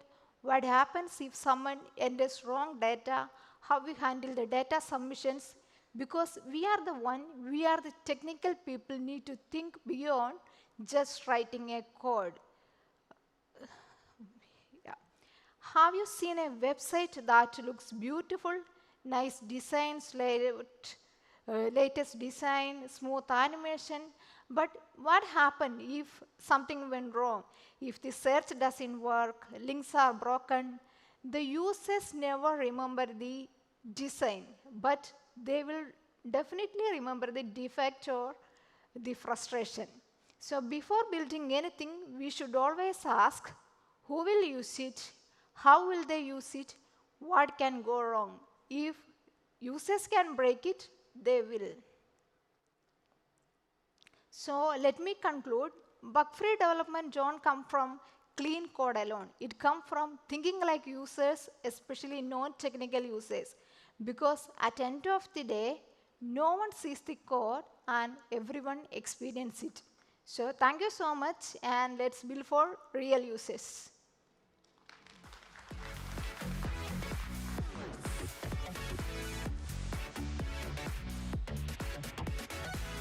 Thank you so much, Sriza, for the wonderful session. I hope and I'm sure after a session, many of us will be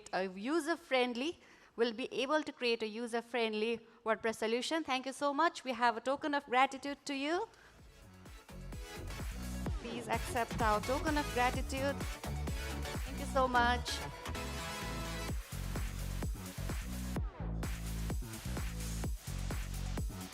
Thank you so much.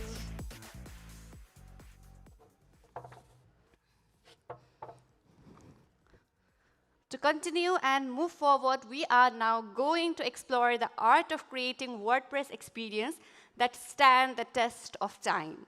The talk focuses on design principles that ensure longevity, which is vital in ever-evolving digital landscape. Our next speaker is Craig Gomes. Talking about him, he is the CEO and founder of Pixelwise, a programmer and a designer who has worked with more than 500 brands, including Dropbox, Amazon, Google, and Marriott. Ladies and gentlemen, please allow me to welcome our next speaker, Craig Gomes, as he will be talking on the topic, Outlives the Build, Creating Future-Proof of WordPress Experience. Please welcome him with a big round of applause.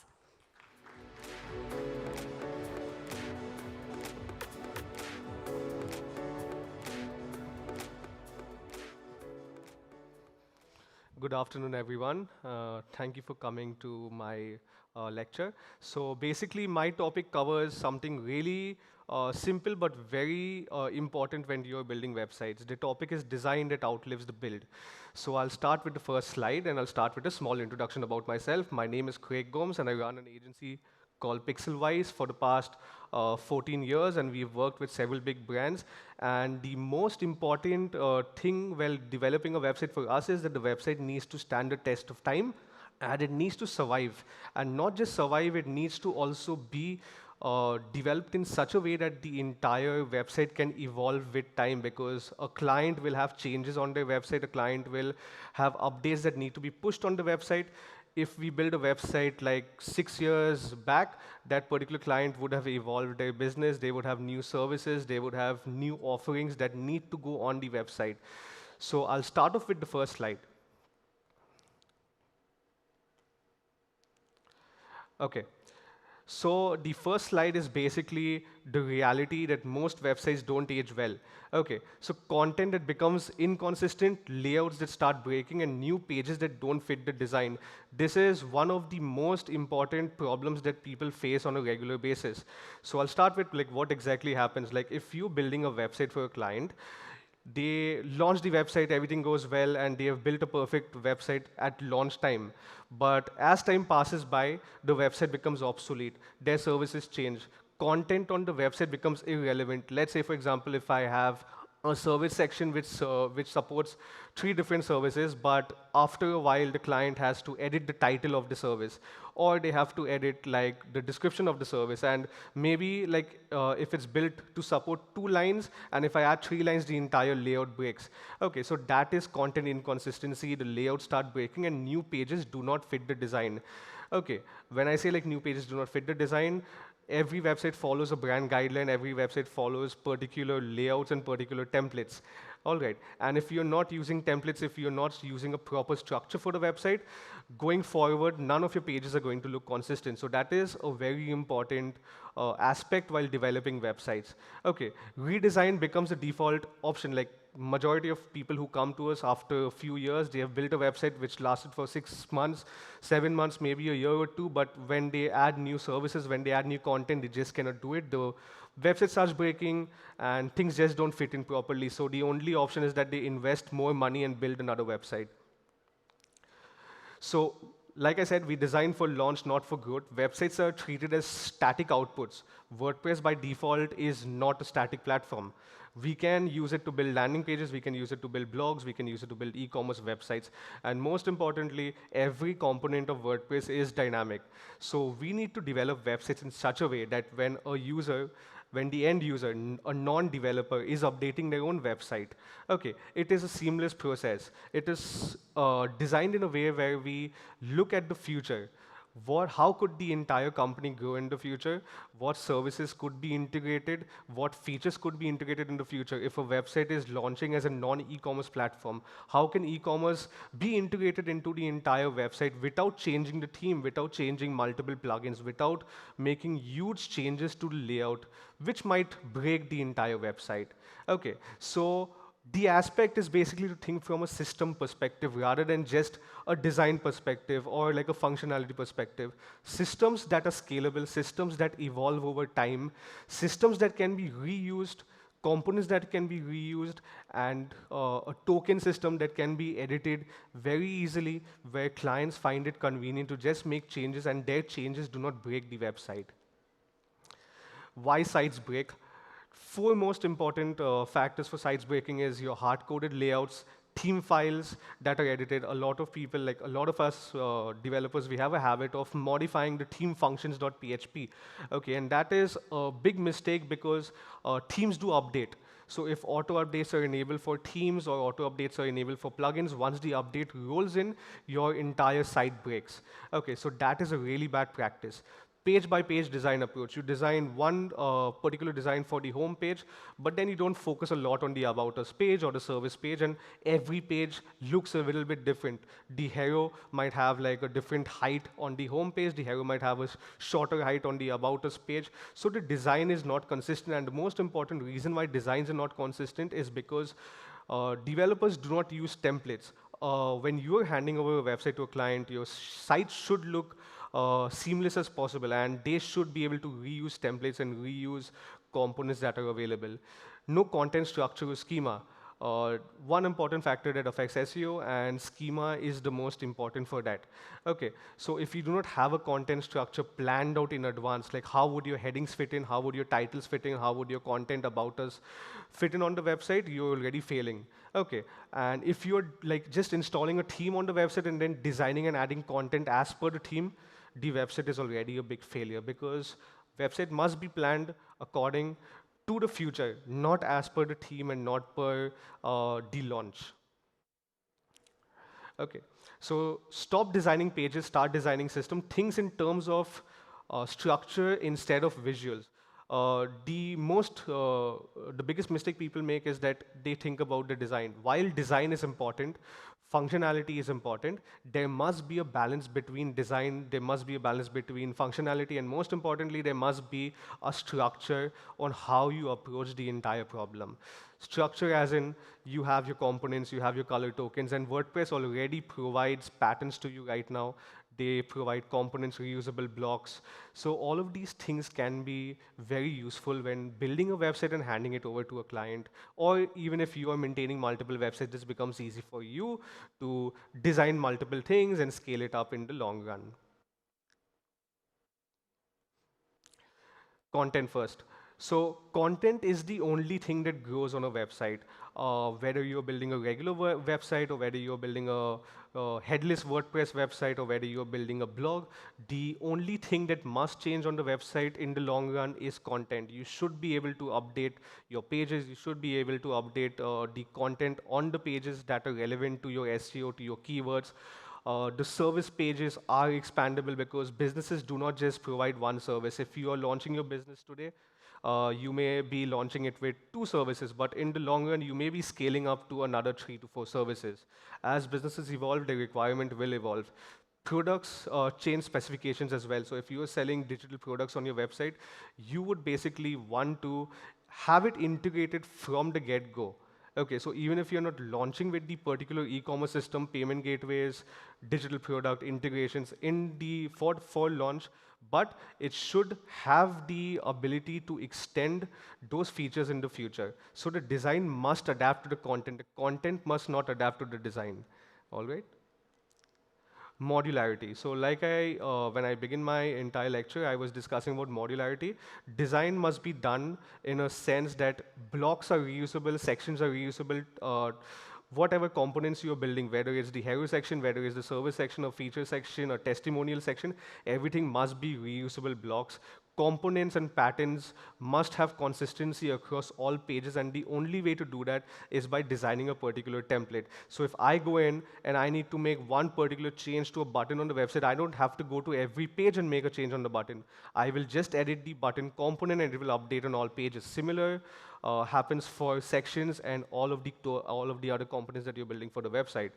Shared tokens, WordPress currently supports shared tokens. So if it's colors, if it's typography, anything, like let's say, for example, I hand over the website to a client and the site is made primarily using a blue accent color, I should be able to just edit the token on the website, change the color from blue to green or any other color that is supported, and then the entire website changes color. So shared tokens is important because the person should not go into every page and make changes. All right, so now I'm going to discuss about balance, flexibility with control. Okay, so too rigid, like if you're making a website that's too rigid, is not really flexible. Like the client cannot do much on the website. Too flexible is chaotic. So freedom comes with a cost. If you give someone too much of freedom, they will eventually break the website. So when clients ask you, can I like customize like everything on the website, there must be certain restrictions. They must follow the system guidelines, they must follow the design guidelines, the entire design system that you've built for the website. So finding the sweet spot is very important. You must find the balance, the Goldilocks area of the entire design, okay, which is not too complex where people cannot update, and don't give them too much freedom where update becomes like a mess which you have to fix later on. CMS longevity. So the CMS is part of the product. If editing becomes confusing, the site will degrade. And what makes this very heavy, like as a blogger, I would not want to particularly write articles on a WordPress website that is bloated with plugins or has a lot of features. And this happens through over-engineering. And right now, with everyone having access to AI, people could just like make random plugins which even are not in the WordPress store. They can make internal plugins or they can make plugins for their clients, and they just do not make sense. It's just a lot of over-engineering where things could have just been done in a much more simpler way. So always before over-engineering and making like cool systems that are like overly complicated, find out simpler ways of doing the same thing, and if it can be achieved with less plugins, with less custom code, that is what you want to look at. You don't want to make your website too plugin heavy, because that affects the content that is going on the website. Forget about trends, do what works for you. Okay, every website is different, so if one particular trend works for one agency and one website, it might not work for the other. Okay, so simple systems last longer. Simple systems are very scalable, very extendable, so focus on simple systems that can be reused every time. Okay. So this is the final slide. So like I said, a website shouldn't need a redesign to grow. If your design cannot handle change, it's already broken. So the most important factor is right now, design your website using systems. Think more from a systems approach. Do not think from a design-first approach. Do not think from a functionality approach. Design and functionality must have a really good balance for a website to succeed. So if you are making a website, think in terms of components that can be reused, template headers that can be reused, footers that can be reused, patterns that can have multiple variations. If you're making a testimonial section, have different versions of the entire testimonial sections, have various colors. If you're using the FSE editor, then definitely make use of the shared token system, make use of the reusable components system, use the pattern tool to create multiple patterns. User, like if you're handing over like your own template library for custom built websites, your end users should find it really seamless to make pages. They should not contact you for the smallest of change. Like if I want a change on my website, I should not go and ask a developer, can you add a new page? You should give them the tools, you should give them the patterns that help them just add multiple layers that are required. Like if I want to make a new About Us page, maybe there are a couple of hero components that I've already shipped. I just add a hero component, I add a section, couple of testimonials, a team layout, and then I just edit and swap the content that makes the most sense. And while doing so, the entire section should not be designed in a way where the components feel restricted, where text doesn't fit, where adding more text would most likely break the entire layout. So these are things that you must take into consideration. Do not over-engineer, do not make the build too overly complicated, don't reuse and use AI and multiple plugins that do not make sense. There are a lot of people who use like multiple caching plugins that conflict. So these things need to be thought about, these things need to be kept in consideration when building a website. And if you've already done this, then your website is going to be a success for sure. While doing this particular method, you would have already solved the longevity plan of the website. It would last a longer period of time. It would have great SEO, it would have great page speed, and that's mostly about it. So keep that in mind. I'm Craig Gomes, CEO and founder of Pixelwise, and that's my talk for today. Thank you very much. I will just take a really small selfie with everyone, if that's all right. Okay. So just a minute.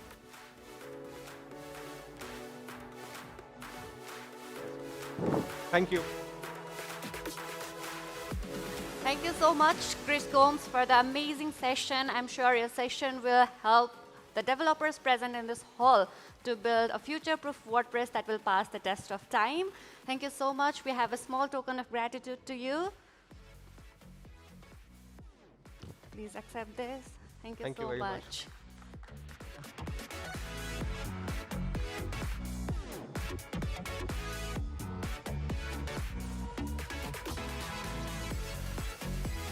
Thank you.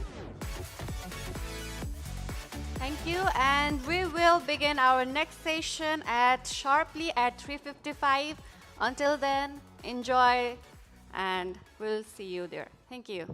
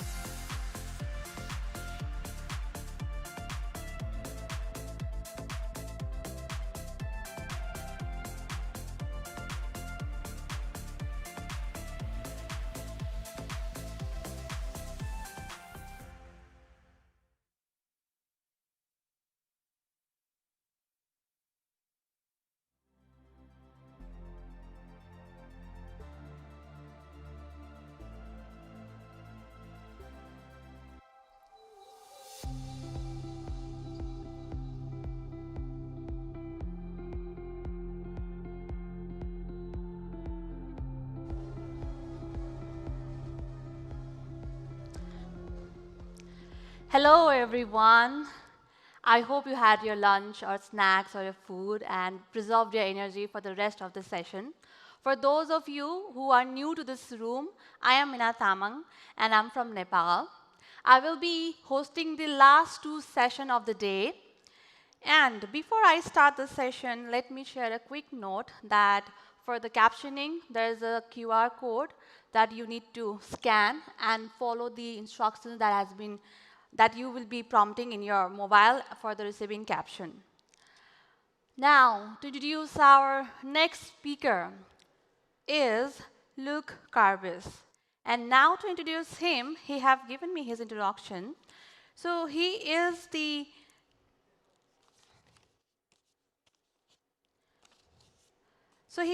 he's a vigilante open source missionary and I'm so sorry, this is very hard to pronounce. Plenipotentiary for WP Proletariat Affairs. I'm so sorry, it's so hard to pronounce. But he's a very core contributor for the WordPress community. And today, he is here to talk on beyond the guidelines, and it's time to evolve our standard for safer plugin ecosystem. Let's give him a big round of applause. What was No, you did a great job. You did a really good job. It's a challenging title, I know. Vigilante, open source emissary, and self-deputized plenipotentiary for WordPress proletariat affairs. It's a job I take very seriously. Today I am speaking about the WordPress plugin directory. Normally when I give a talk at a WordCamp, I try and do something where you're going to have a takeaway at the end of it. You know, try and do something really practical for you. And today I'm not doing that. Today I'm just going to be suggesting a few changes that I think we could be making as a community to the WordPress plugin directory. I've not given this sort of talk before, so I'm a little bit uncertain how it'll go. Tell me afterwards if you think I've done a good job. My name is Luke.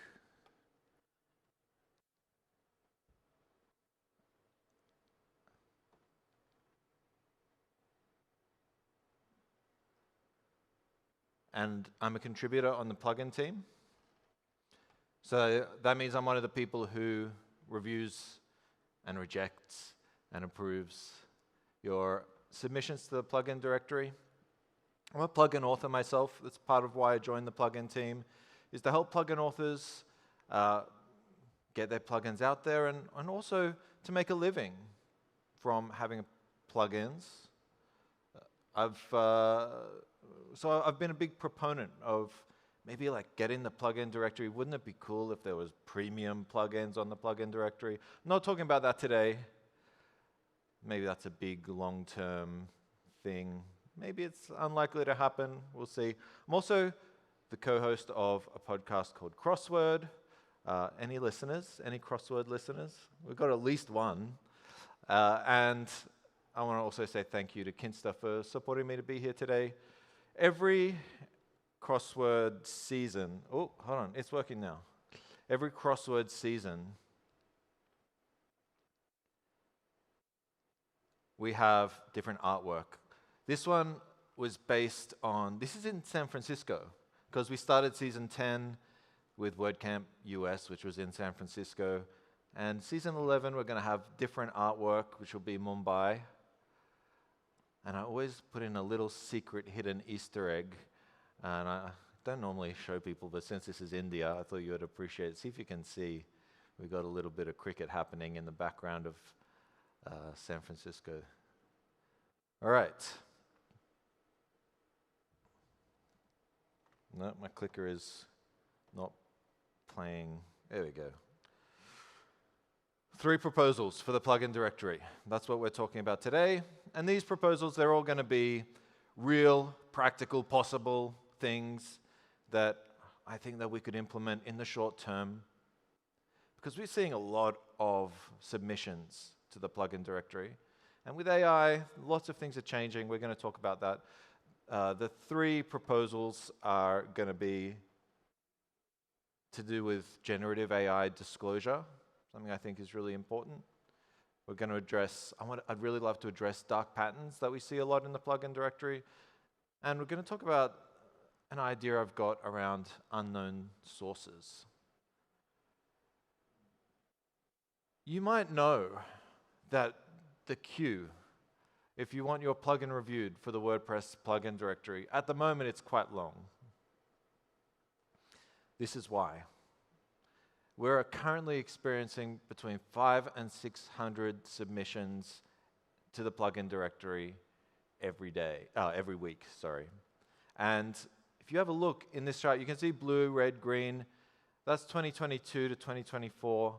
We're getting 100 to 200 new submissions a week, doubles or up to 300 in 2025. And look what we've been seeing this year in purple. We're getting between 500 and 600 submissions every week. And you know, in 2025, when we started to see this big rise, we created a lot of automation tools to be able to deal with that, and we were able to stay on top of it. Now we're bringing on additional team members. I think we're going to also have another call soon for volunteers to join the plugin team, if that's something you're interested in. Look out for that post on Make WordPress. But you can see we've got a lot of plugins, and what changed was AI. I'm reviewing a lot of AI-generated plugins. Now, that in and of itself isn't really a problem, but I'm hearing from a lot of people that they don't like to use AI plugins. And I know that when I'm creating a pull request for WordPress core, or if I'm creating a pull request for Gutenberg, in GitHub, I'm asked, was AI used in the creation of this pull request? That's a good little bit of information, but I don't think it goes far enough when it comes to plugins. I think we need a little bit more of a definition here. We need a little bit more things stepped out. So in a university context, if you're creating an assignment in a university, it's not just did you use AI or not. There's actually a system. And there's a variety of systems. And I adapted this one that I've sort of invented from a UK-based disclosure system. Now, this is meant for academic articles, and I've adapted it to what I think we could use on the plugin directory. I didn't use any AI. I used a little bit of AI just to give me some ideas. Now, for me, I don't mind using plugins that just used AI for ideas, maybe discovering bugs, that sort of thing. And then you have progressively more. This was assisted. I had code assistance, maybe auto completions, or AI basically wrote this, and then I looked at it and made sure it was okay. And then that last one, this was vibe coded entirely. I didn't even look at the code. And I'm sure we get quite a number of submissions like that. Now, I'm not suggesting that we kick those submissions out. Actually, I think we should let them into the plugin directory. I just think it needs to be labeled. And so I'm suggesting these labels. And if you look in the left-hand side here, you'll see Git has this thing called Git tags, and they're attached to commit messages. So I've used that as like the inspiration here, where we can actually, in our commits, even go to that level of saying how much AI was used. But really what I mean here is I want to attach this to each plugin in the directory, so we have a bit more information about what we use. So this is my idea. We could have our plugin page, we're adding this new plugin, and have a look here in the sidebar. You can see, oh, this one uses generative AI. Because, you know, when you're adding a new plugin to your project, what do? You look at the reviews, yeah, you look at the star rating, I look at when it was last updated, and maybe this little bit of generative AI is also helpful. We try to be as inclusive as we can as a community. And I've met people who don't want to use products that were produced with Gen AI for ethical reasons. They have concerns around environment, concerns around other things. So I think it might be a good idea to just make this visible to the community. So that is Gen AI disclosure, which I think could be really good on the plugin directory. Really helpful to help us choose which plugins we're going to use, and maybe it might just discourage, this little data point, it might cause people to go, oh, I'm going to use plugins, now that I know, I'm going to choose plugins that are not level 5, not fully vibe coded. I'm going to choose plugins maybe that are on the less AI involved side of things. And then maybe that might discourage people from submitting Gen AI plugins into the directory as well, because they might not be as well received. Maybe that might even bring back some of that poetry that we love in WordPress into the plugin directory. All right. Oh, wrong direction. All right, the next one is about dark patterns. We've had dark patterns emerge all over the web. What do I mean by a dark pattern? Dark pattern is when software tries to manipulate a user into doing something they didn't mean to do. And we see this in WordPress, okay? We see this actually quite a lot. And because the WordPress plugin guidelines are really, they're guidelines, by the way, not rules. And that's important because if it's rules, you can find loopholes. But when it's guidelines, then we can enforce them with a little bit of flexibility, yeah?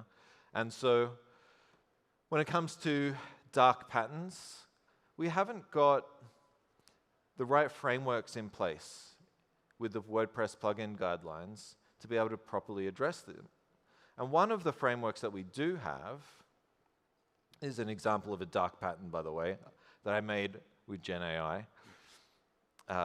And one of the things that we do have in the WordPress plugin directory, in our guidelines, is the concept of opting in. We require that if you're going to take any of the user's data, if you're going to do any sort of analytics, that sort of thing, you need to get the user to opt in. So we start to see this, we started to notice this trend on the plugin directory. Does anybody see it? Maybe I need to zoom in a little bit further.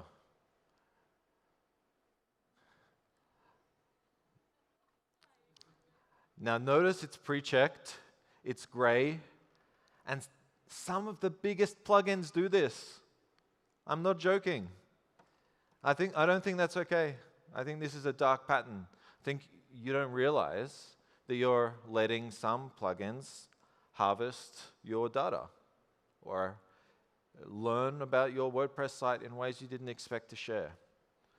And so one thing that I'd really like to see in the WordPress plugin directory is that we should define exactly what we mean by opt-in.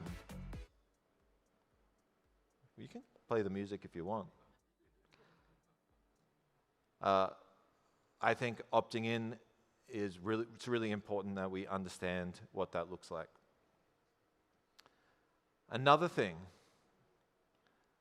that I want to see on the WordPress in the guidelines is specifically around taking over parts of the WordPress admin dashboard that don't belong to your plugin. Okay, this is the WordPress news and events widget in your dashboard, and you know some plugins they'll do that. Oh, sorry, I'll skip back to that. Some plugins will. Sorry, there we go. Add their own little sales message into the WordPress events and news section. Technically, that's allowed. I don't think it should be. Another example, site health. I've seen a plugin insert themselves in here saying, oh, there's a problem with your website. You're not using the premium version of our plugin. Okay? So it's simple. I'm just going to suggest that we disallow what I would call feature hijacking. You know, another one is people will take the plugin, add new plugin screen where there's the featured plugins, and they'll switch out the featured plugins for their own plugins. Right, that's hijacking.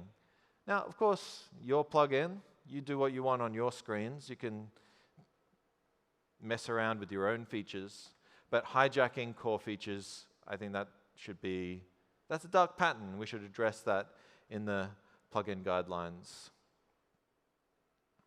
All right, another one that really bothers me.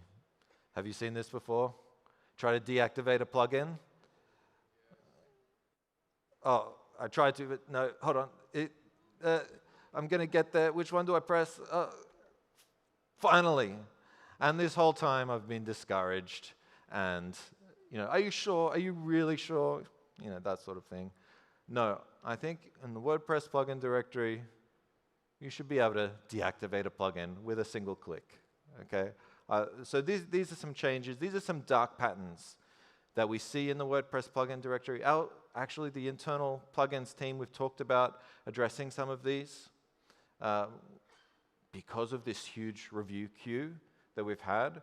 It's taken all of our attention, and so I'm trying to use this talk to maybe resurface some of that. Let's address some of these and update our plugin guidelines. Okay, so that's that one. The last thing that I want to talk about is this concept that I've got around unknown sources. Now, the reason why this is important is actually due to the queue. I've spoken to plugin authors, and a lot of people submitting their vibe-coded plugins or their AI plugins to the directory, a lot of them, they're submitting it. Why? Because they kind of just want access on all of their WordPress sites to be able to install their own plugin. Maybe they're not so concerned about giving everybody else access. They just want it there so they can easily access it. And the problem is, it takes up time of the reviewers, presents new security risks into the directory, and at the end of the day, when you're trying to choose what plugin do I use, you don't want to have 1,000 options, right? Did you know we're not accepting image optimization plugins into the WordPress directory anymore? And the reason why is we've just got so many of them. And it was actually strange. I never really got an explanation, but for about 2 months, we saw new image optimization plugins being submitted every day. And so we said, okay, we've got enough image optimization plugins now. We need to slow that down. So this is happening because people they just want their plugins on the directory so that they can access them later. Okay, so what if we open up the plugin directory in a way that lets you install plugins from other places? Okay, other app stores have this, by the way. The iOS app store in Europe, they have like alt stores now, and you can install third-party applications on Android.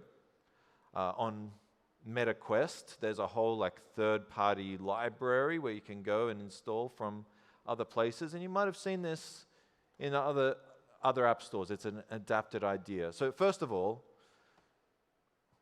we've got this new thing that we do in WordPress now, by the way, it seems.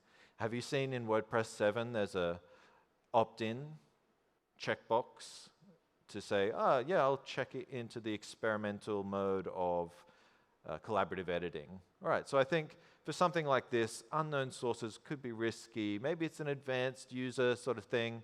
So I say, let's put an option for it in our settings.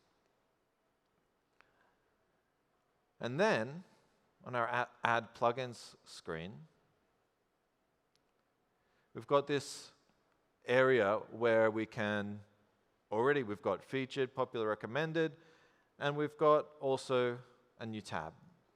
This is my mock-up, right? This is what I'd like to see. An unknown sources sort of area. And you can put in your GitHub URL. A lot of work has already been done by other parties. I'm not sure whether it would be okay to adapt that work. I know it's GPL, but I also know that it's premium plugin territory, so I'm not sure exactly, but we should be able to put in any Git URL, GitHub, GitLab, anything, and then be able to pull it in to our WordPress install. And once we've done that, it should always show up in our WordPress install in this area, and we can add it now. Now, more long-term speaking, we've got this new connectors in WordPress 7. And wouldn't it be cool if we could connect our WordPress.org profile with our user account on any WordPress installs that we have? Now, if we did that, now then when we go to our favorites tab, that's one of those other tabs that's up there. At the moment, who knows what happens when you press favorites? Do you see a list of your favorites? No, you don't. You have to type in your WordPress.org username. Okay, it's not the greatest user experience. If we could connect our account, our WordPress.org account, with our various different sites, with our user accounts there, through our connectors screen, then our favorites could be automatically populated, which would be nice. And if we did that, then we could also allow this unknown sources, this list, it's just a list of GitHub URLs, to be attached to our WordPress.org account, maybe privately, so that they can then show up in any WordPress install. I don't think that this is too much of a pull, technically. I think we're capable of making this work. So this is my proposal. I think that we could make this happen. All right. So those are my 3 proposals for the plugin directory. We should have generative AI disclosure, where we're saying, yeah, I used a little bit, or I used a lot of AI, and that should be shown on your plugin page, which would allow people to make choices about what plugins they choose to use. And it would also be great because it would also give us a little bit more data. See, when I'm reviewing a plugin, I can tell whether it's AI or not, but it's a gut feeling. It would give us some real data to be able to know how much of the WordPress plugin directory is AI. And I don't feel like binary is a good solution here. Yeah, because the way that I use AI might be a little bit, the way that you use AI might be everything. And so I'm suggesting a range. Also, I think we should address dark patterns. We're seeing lots of plugins, including very popular plugins, tricking users into various different behaviors, or just being a little, what I would say is impolite. By the way, did you know we've now disallowed plugins from putting themselves right at the very top of the menu?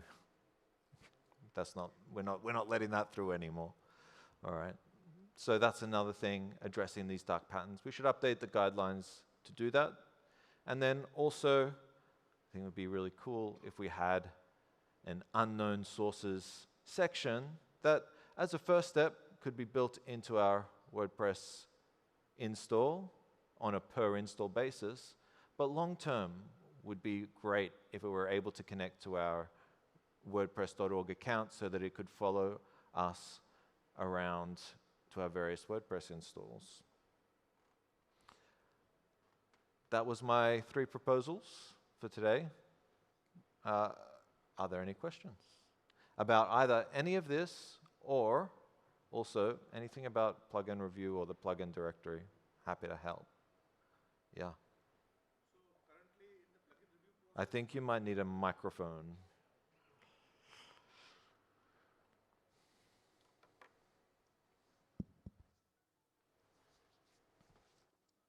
Hi, Lux.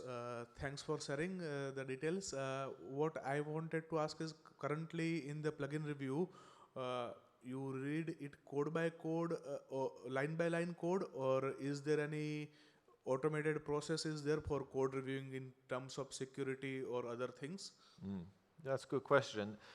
We have, as you probably know, a plugin called the plugin check plugin, which is a really good first step. In fact, it's a required first step for anyone submitting a plugin into the plugin repo, and that highlights a whole bunch of issues that might be present in the code of your plugin.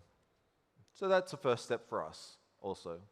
We run it through something very similar to that, and then we also have our own automated checks on top of that. And that's looking for, it's an internal tool, and it's using like code sniffer rules, but also there's some private things in there. There are some bad actors, as you might imagine, so we do some like IP lookups. We can't make that public.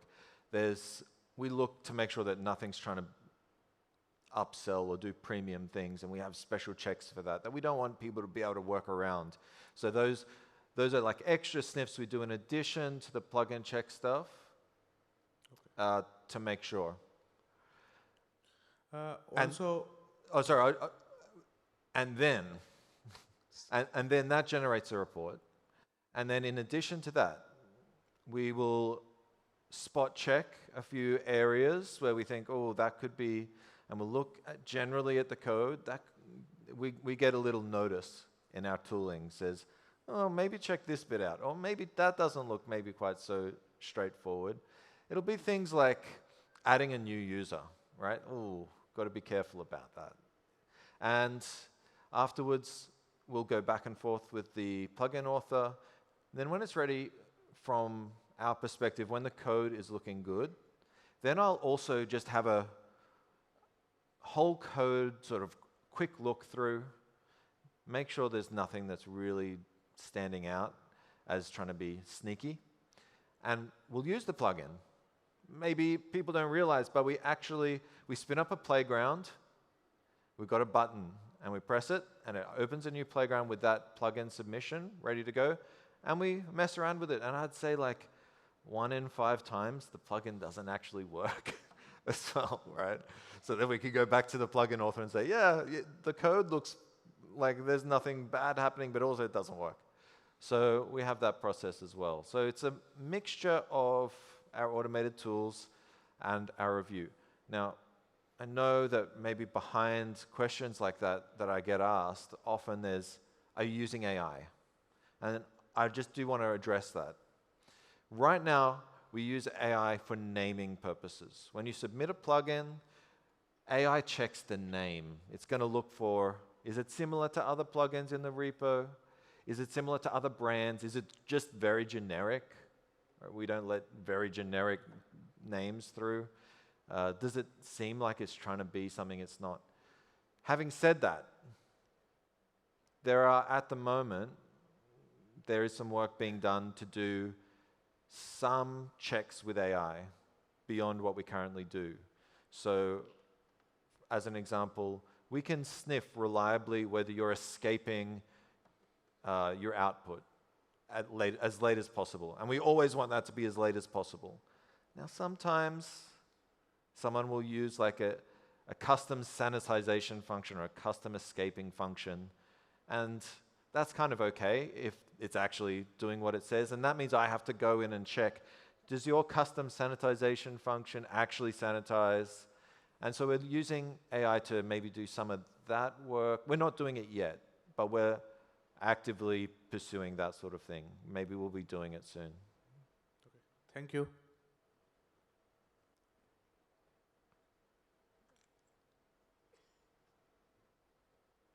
Hi, Luke. I'm Sachin. Hi. Okay. So I have one question that once our plugin is approved, okay, so that is our first release. And so, say, for example, I made some changes and I go for the second version. So is that time any checkpoints are there? Is it checked? So is the question, if I could repeat it, is do we review plugin updates? Yeah. Yes. So the answer is not really right now. We've got a huge queue of plugins that are new, and that's where our focus is. Having said that, I don't know how closely you follow the news, but maybe sometimes a plugin might be updated with security vulnerability, and that's not caught. So we do have tools. We have AI that looks at the changes, the change set of an update, and it will surface things that it thinks are dangerous. And that goes to the security team, who sort of look at that and they go, oh, I'm not sure about that. And they will review updates that AI has said, it might be worth looking at. But the honest truth is, right now, that's very noisy. Right? AI gets heaps of false positives, and it's very hard to be in that we have this private channel that's going, oh, maybe this, maybe this, maybe this, and there's so many every day that are false positives that it's easy to just not check sometimes, and sometimes a bad update might sneak through. And that's happened recently, actually. When it does happen, as soon as we know about it, and usually that's very, very early on, because security reporters will tell us, the plugin team has the ability to force push an update. So if there is a security vulnerability, sometimes even the WordPress security team, volunteer team, will fix the vulnerability before the author does and push that update to WordPress sites if it's a particularly egregious problem. More often, the authors fixed it straight away, and we force that update out if it's a security vulnerability. And so that minimizes the damage, but it is possible that an update can get through that isn't reviewed, and yeah. Does that answer your question? Yes. Thank you. Behind the scenes of WordPress plugin review. I'd love to take your question.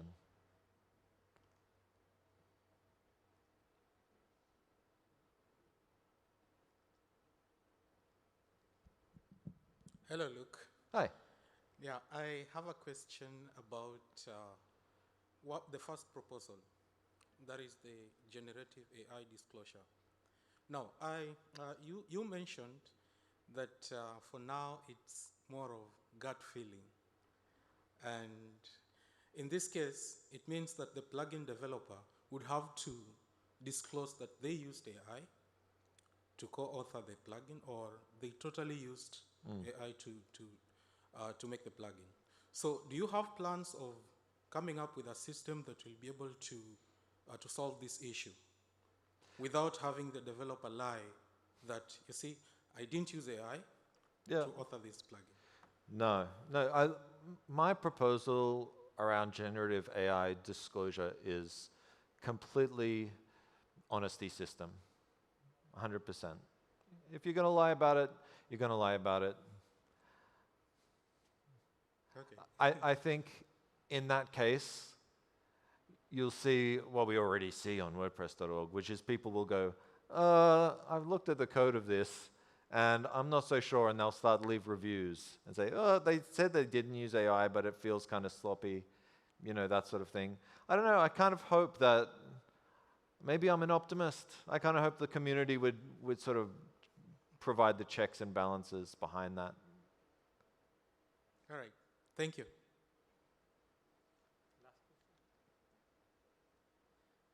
Hi, Luke. Yogesh from Bangalore. Hi, nice to meet you, Yogesh.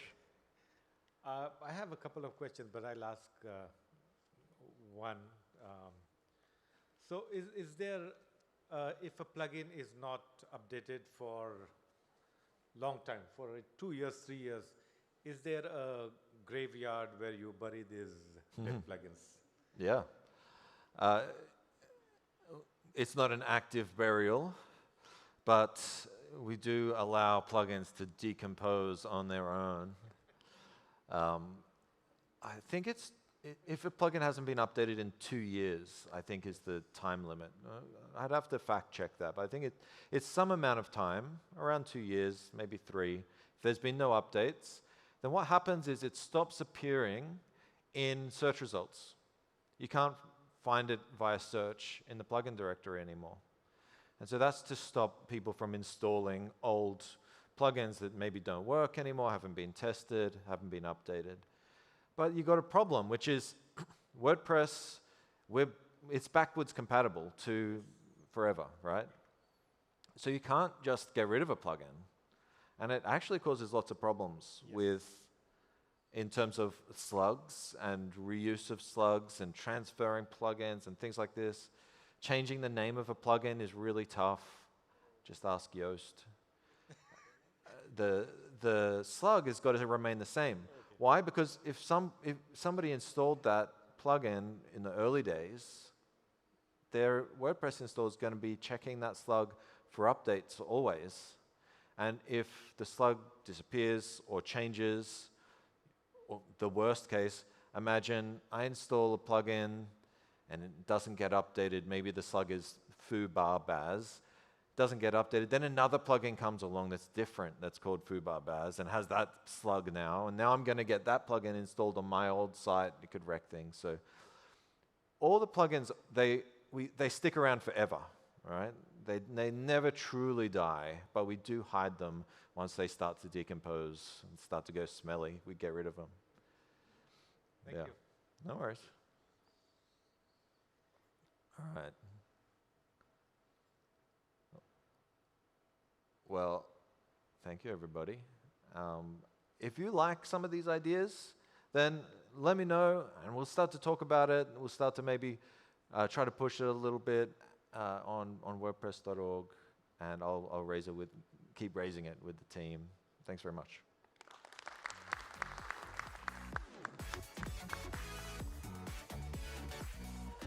Oh.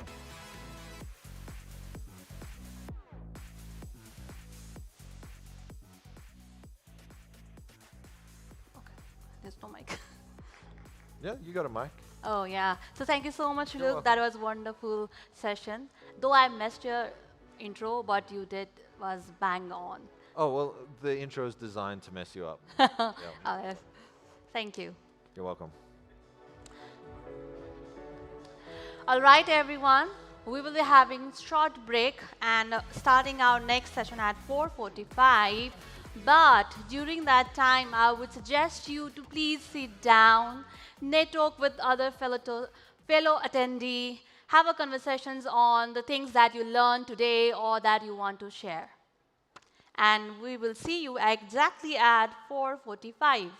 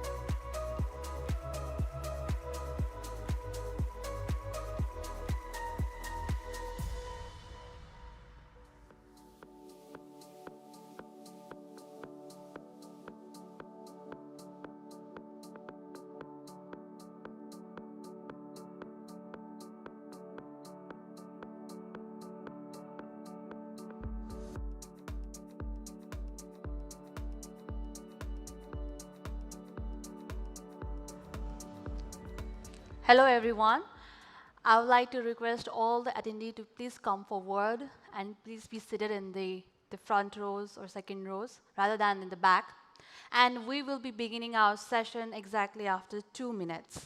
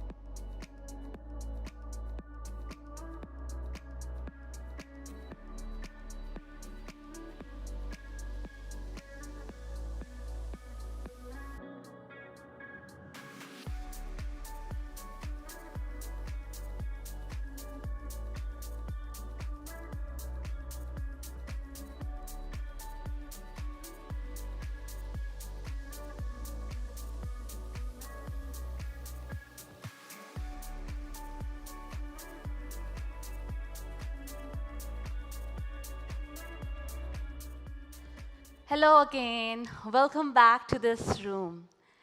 Today we are ending this day with the last speaker. And I would like to start with few notes that a lot of the MCs might be saying to you in each and every room. That is for the captioning. You can scan the QR code for the captions. Now, to introduce our last speaker, who is Anirban Mukherjee. He is the founder and CEO of Mini Orange, with over 20 years of experience in cybersecurity, identity, and access management, and a background at IBM and RSS Security.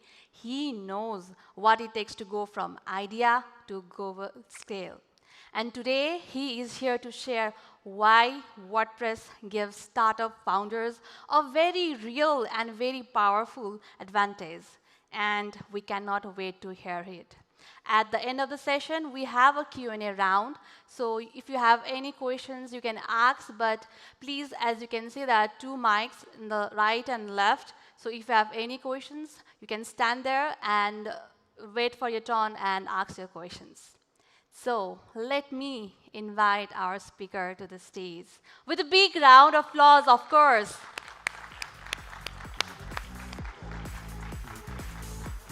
Thank you. Thank you for the introduction. Well, first of all, I'd like to say what a wonderful organization. World-class organization, world-class choice of venues. And I saw a production team back there, super high quality. So thank you so much for doing all that. And a very warm welcome to anybody who has come in from different parts of the country. If there's anybody from New York, very warm welcome, namaskar. And I hope there is something that I'm able to give you guys as a learning from this talk. I've been doing cybersecurity for a long time, and it all started with a small plugin that we wrote in 2014-15 timeframe. So I'm the founder and CEO of Mini Orange, and before that I worked in a company called IBM Security, if you've not heard of that. Before that, RSA Security. So for a long time, I've been doing this. And when I got this chance of speaking at WordCamp, I was thrilled about it. Especially it is because it's in India, it's in Mumbai. This is the first time WordCamp Asia is happening in India. And I can see from the organization, the enthusiasm, that they have done a great job. Great ending to the first day, and looking forward to the second day as well. So, there are some wannabe founders, I hope, in the crowd. And there are some people who have already founded their own companies. There are some people who are my colleagues and co-workers who are sitting here. And people from AdWeb, I can see. I have some tips for all of us. And I'd like it to be interactive as interactive as possible. But like she said, hold your questions for the end. we can do that. Now, the first slide I thought I'd put in is starting is important. And I was having a little chat with my friend sitting in front, and he was saying yesterday, how to start? I don't know how to start. Starting is important, but how to start? And this is the session that we're going to. I hope I'll be able to answer some of that.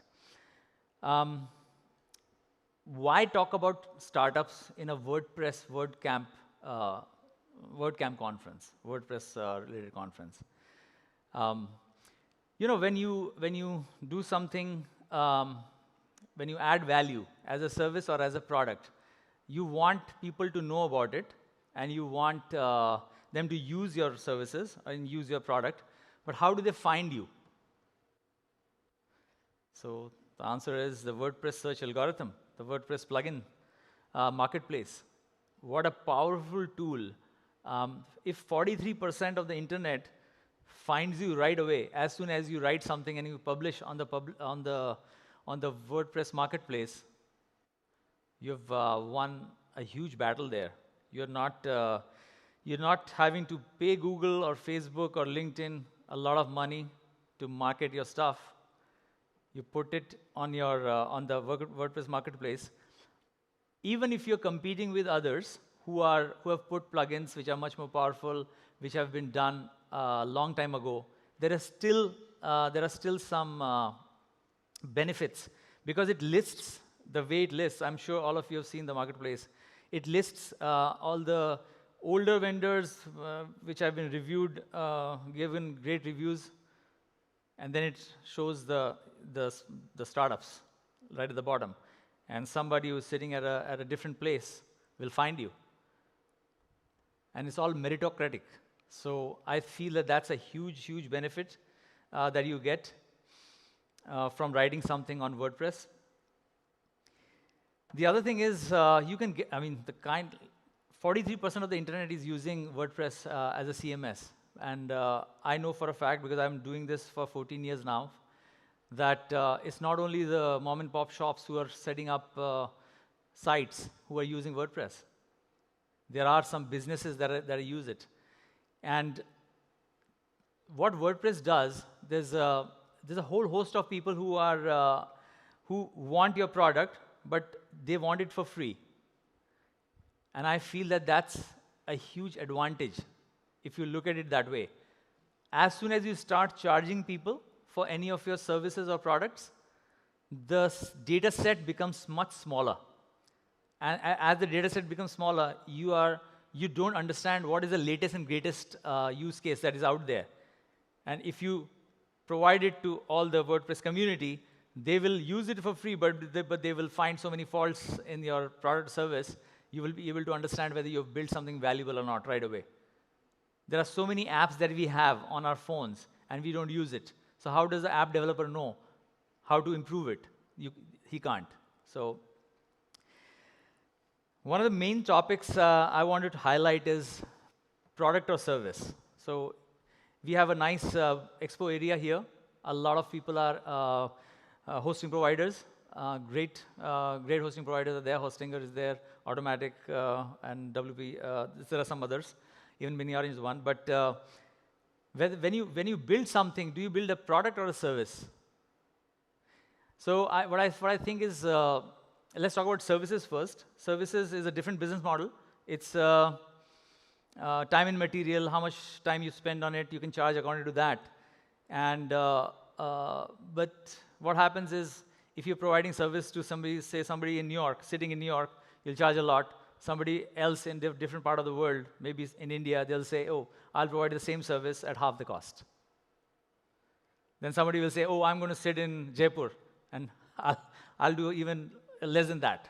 So there's always a competition going on, and it's all price. But the good thing is, we all have done services. Mini-Orange has done services. That's how we started, and it's a great way to start up from zero. And but scaling is tough. Compare that to a product. If you create a product, creating a product is hard, and scaling it is even harder. But the advantage is, if you're able to successfully create a product, the advantage is that if it has some barrier to entry, then the competition is going to be less, and you will be able to have some time to scale it. So if I'm given a choice, I was given a choice, and luckily I chanced upon creating a product, and I will choose product over service. There's nothing wrong with a service-based startup or a product-based startup, but there are pros and cons that I think you should be aware of. All right, so there are some opportunities that I would like to talk about when there's WordPress is a CMS and Drupal is a CMS, and WordPress is worldwide, well known. Everyone who wants to try something out, we start off with WordPress. Be it a mom and pop shop, be it a freelancer, even in organizations. And I'm not talking about small and medium businesses. Even in enterprises, the first choice has become WordPress to create any kind of a site. Whether it's a blogging site or any different kind of site, it's WordPress. But there's a perception that if you take Drupal, then there's more security involved. I think it is true, because the entire perception was built by a lot of marketing. But still, some of it is true. So there's a perception. That's why governments generally use Drupal. And people who are who wanting to security is their primary use case, they would probably choose Drupal. So I think that's an opportunity, product opportunity. How is it a product opportunity? Let's look at the design of Drupal. What are they doing differently? And do the similar things in WordPress. That's a product opportunity. Then there is product opportunities in WooCommerce and Magento and Shopify. Now, WooCommerce being as old and as popular, like we all know already, why did Shopify make such a stunning entry and it continues to grow? It has probably more than $1 billion in ARR, maybe if you're tracking Shopify. Because I think they went on a simple concept saying, they said that, if you want a ready-made, if you want to quickly get your shop online, and you don't want to deal with production and all of that, Shopify is the way to go. And they just scale from there. So, and then same thing with Magento. Magento is, again, a very popular sort of a CMS where people create sites and marketplaces and all, sites where goods are bought and sold. And that also has become very popular. And I would like to, I like to draw a parallel between what Magento and Shopify has done to what Apple has and Android has done. So there are things to learn from there and implement it back in WooCommerce. So I feel that it's a huge product opportunity for anybody who's wanting to start up in using WordPress. So the next one is product opportunities in AI on WordPress platform. We heard from the chief AI officer of Automatic in the morning that they have introduced Abilities API and whatnot. What a great opportunity. I don't know whether, I'm sure you guys read news. There are so many news on AI all the time. How has AI affected us? Obviously by search. We all are consumers of search. Our search patterns have changed. Anything we go to AI and we ask, I go to Gemini particularly. Some people use ChatGPT to ask questions. That definitely has had an impact. Then there's other impact to consumers. Job loss is another one. I demand my senior leaders to deliver 10x productivity from their teams, which means one person does 10 times the work today.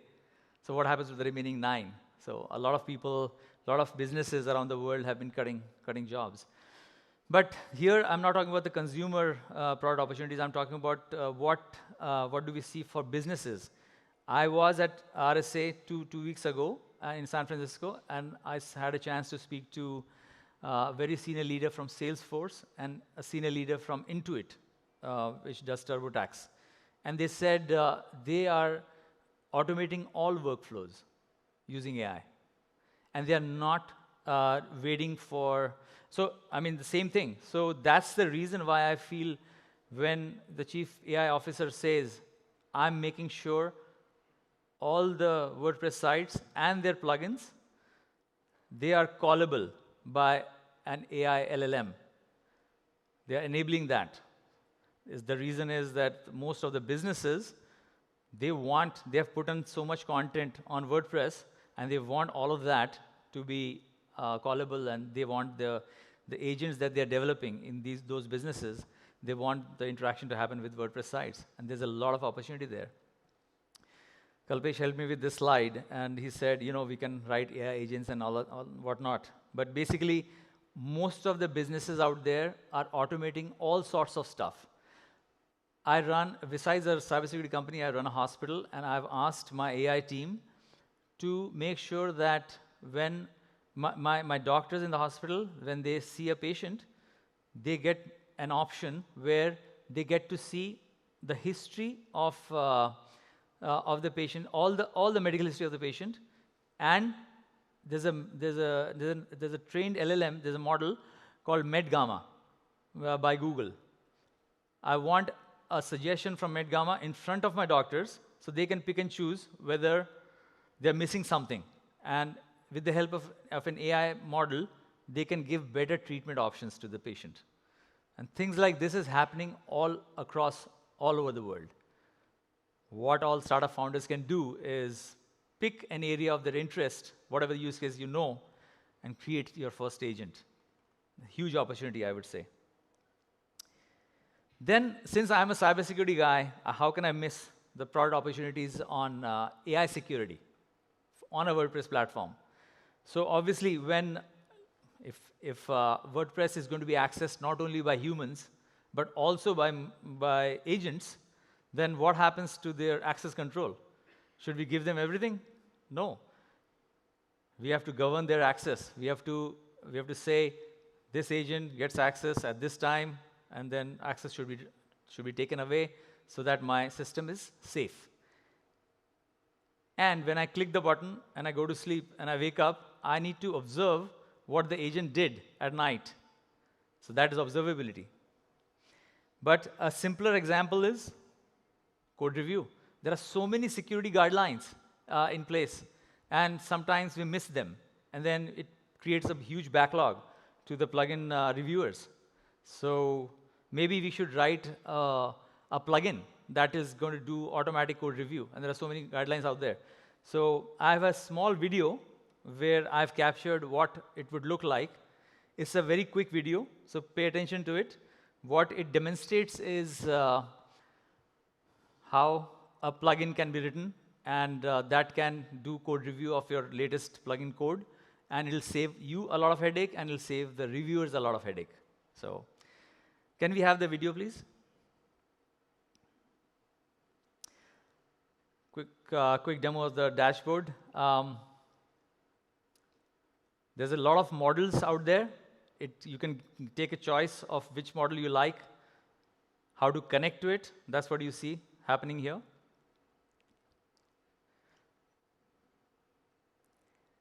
Once you connect to the model of your choice, which repository, what all library, what all guidelines you want. You can see the guidelines in front of you. You can add more guidelines if you want. You can add this guideline, you can add more. What are the active guidelines? Which repository do you want to apply this code review to?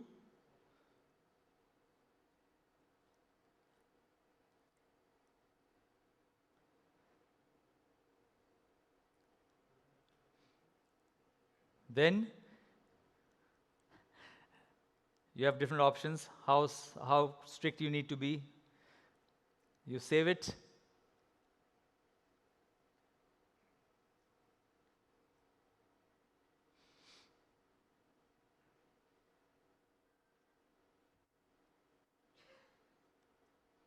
Then you apply it to a certain pull request.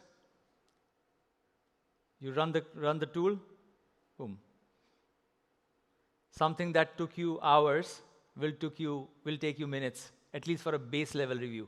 And then still a human involved. It's just suggesting you get to pick and choose what all to apply. So with a human in the loop, you do a code review and you're done.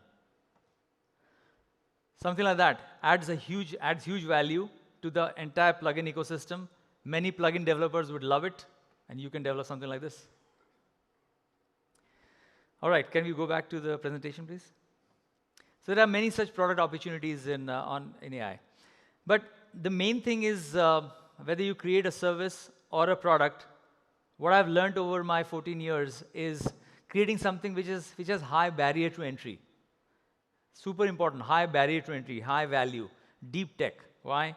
Because sometimes it may be part of the WordPress core in the next release. You don't want to develop something which comes out in the WordPress core and you're done. You don't want to do that. You don't want something which is location dependent. If you're sitting in New York versus you're sitting in Jaipur or you're sitting in Mumbai, there's a cost difference.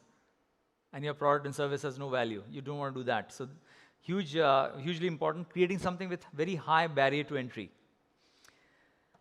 And it should not be the focus of the WordPress core. It should not be the focus of the next LLM. You know, when we started using Cursor for code generation, I was wondering if one of the models is going to just build it in, and Claude just proved that point. Of course, we have to pay Claude as well. Now, a lot of small language models are coming up with reinforcement learning, and that is going to give a lot of competition to even Claude. So you have to build something with very high barrier to entry, and you can do that slowly with WordPress. I did touch upon this slide, why getting people to use your product. Forget about how much they pay you. Just getting people to use your product is supremely important. The reason is that if you have a big set of people just throwing stones at you, then you know that they're using it, and they'll give you so much feedback.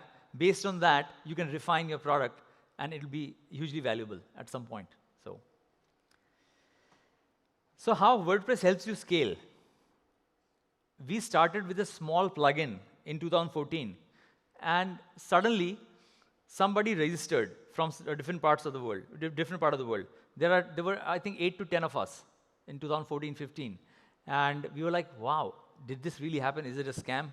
No, somebody had actually downloaded, registered, and we were talking to that person. The entire team, 5, 10 people talking to one person, trying to figure out. We get very excited. Somebody downloaded the damn plugin. So later on, I mean, in the last 10 years, we realized WordPress plugins are not only used by small shops, but actually by large corporations as well. I come from a big company, IBM Security. So they make big products. They have built trust with other companies.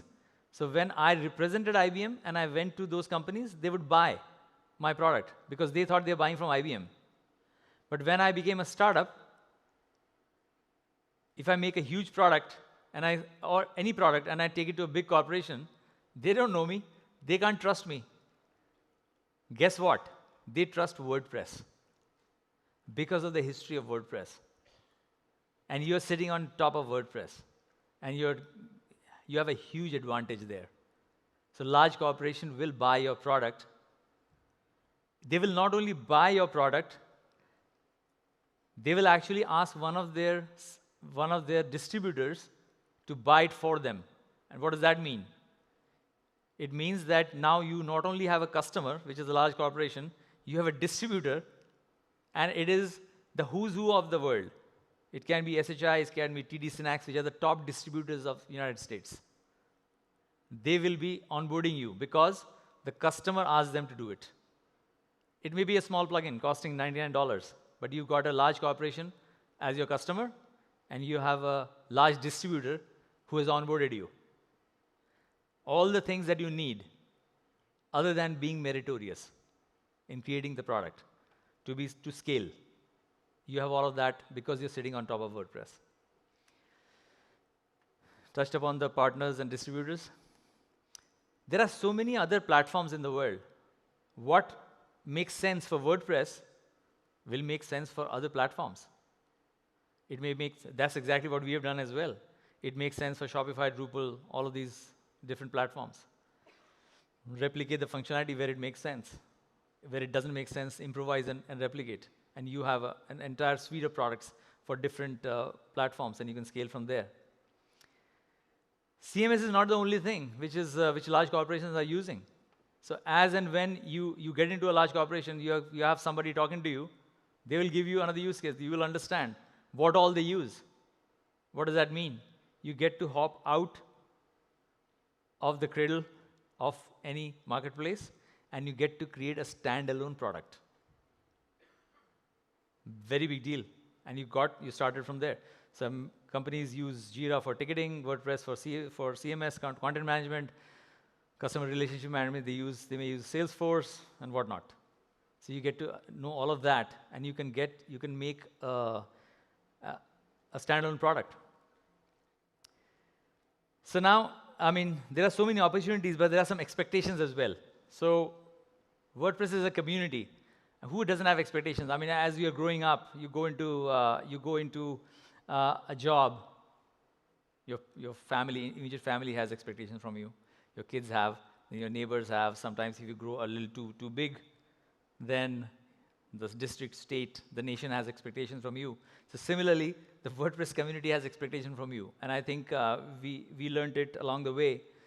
There's a license. I mean, if you belong to a community, there's no harm in going by the rules.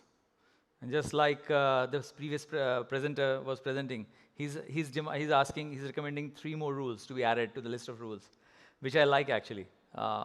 Avoiding dark patterns and all of that is fantastic. Unknown sources has been a major problem for my company as well. So there's no harm in going through to these rules, but some of these things that I've learned, GPL licensing is important. Trademark policy, following the trademark policy is important. I'll tell you what are the advantages of. I mean, you don't want to start up and get in conflict with somebody you're dependent on. But even besides that, why following rules in general is important. I go to worldwide conferences, and it's sometimes difficult to sit through the presentation because they've sold the stage. I know for a fact that this conference has not sold this stage. So you're not hearing from me because I paid them. So that's a huge thing to try and follow year after year. So community is a good thing. There are some rules, and if we all abide by the rules, all of us get to a good place. So community in general have expectations. I wanted to add this slide to demonstrate that we are part of the WordPress community. That's why we are all here. But when you step outside, we are part of the Mumbai community. We are part of the Maharashtra, India community. We are part of the world as one. We are one people. So there are many ways to give back to the community. And giving back to the WordPress community is one thing, but making sure that you give back to the community as a whole has really worked out a lot for me, and I recommend that as a way of life. This is one of the last slides I have, and I can't stress enough how important it is, because there's a lot of rhetoric going on in the social media. First of all, you have to create your own company. Secondly, if you want to create your own company, the first thing people are required to do is go find an investor. And that is all wrong. If you start small, which is if you have to support only yourself, you can keep your costs down and you can create something valuable. WordPress allows you to start small. There are not many platforms that can boast of this. WordPress does allow you to start small. There is no charge. Anybody can download WordPress, start developing a plugin, and you're sitting maybe in your parents' home. There's no expense, and you can take it from there. You solve for one, and you scale to many. So starting small, one of the huge benefits of starting from WordPress. Again, do you think these people are startup founders? It's a point very close to my heart. Starting up does not mean that I feel that Sundar Pichai and Satya Nadella are much bigger founders than I'll ever be. So I feel that the entrepreneurial spirit is the most important point here. Not like you have to go out and create something of your own.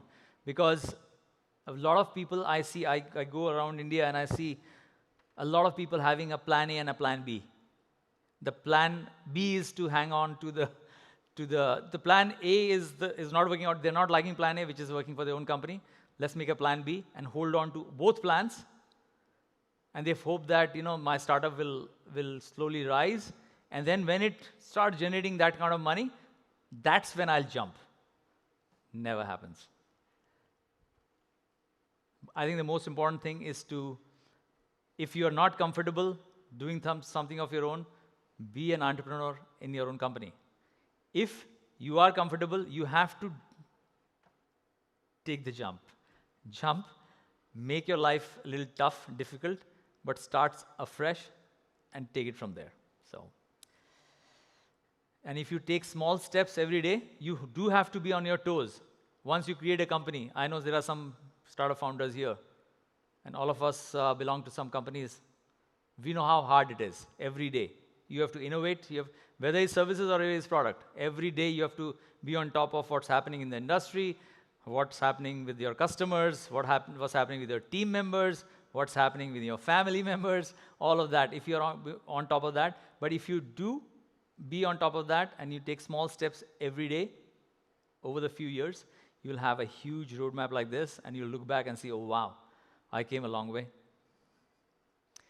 So that's all I had, guys. I belong to a small company called Mini Orange, and we have been around for 14 years. And I hope you got something out of this talk. If you have any questions, I'll be very happy and honest in answering those. So, thank you.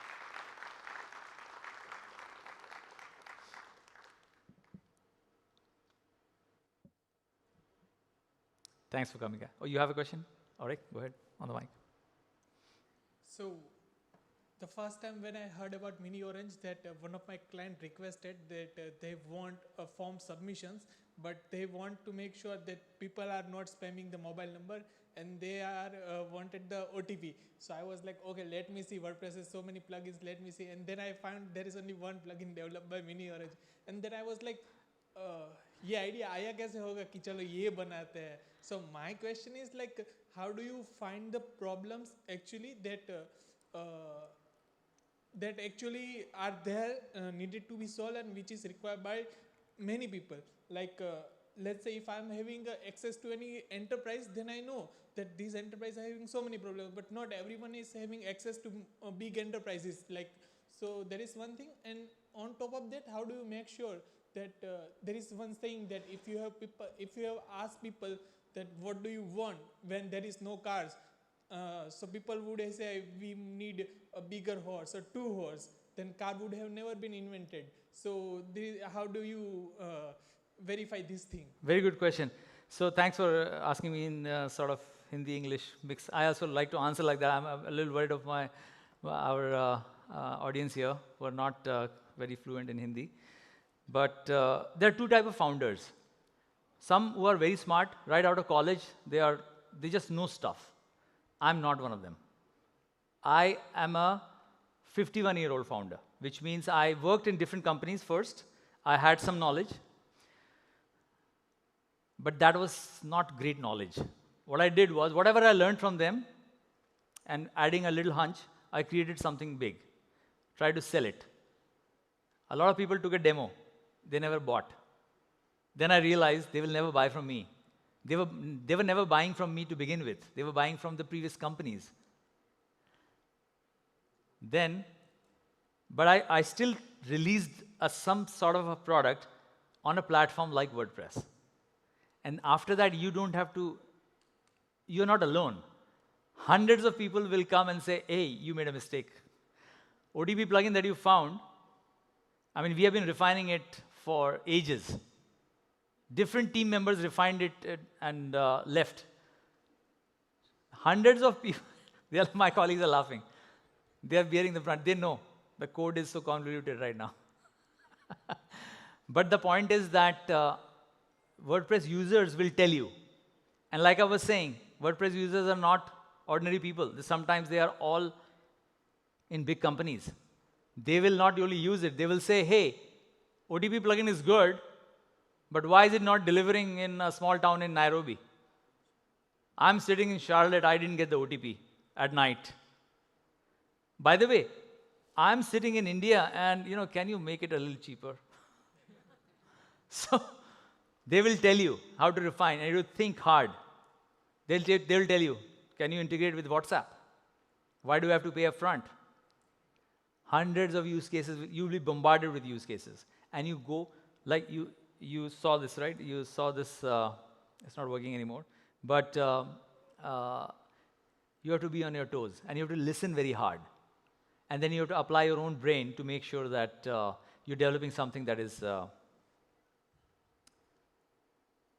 that's useful.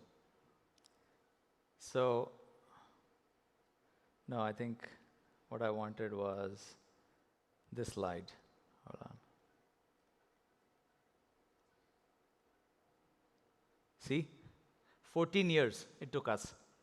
You have to be on your toes. What is this slide showing? I started with WordPress. Then I thought, oh, maybe this is needed in Atlassian. I tried to go and replicate there.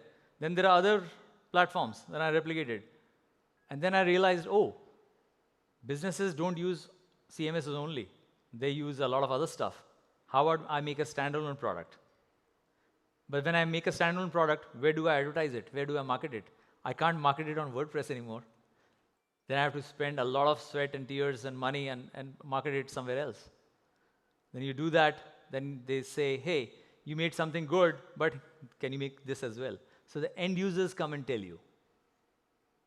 You have to be on your toes regardless of this.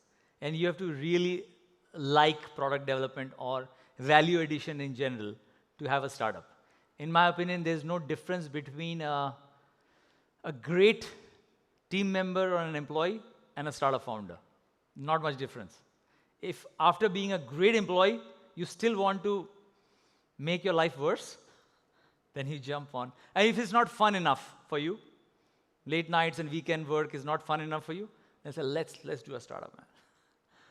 Have fun like that. So, great question. Thank you. Is there anything? Yes, please tell me. Ask me.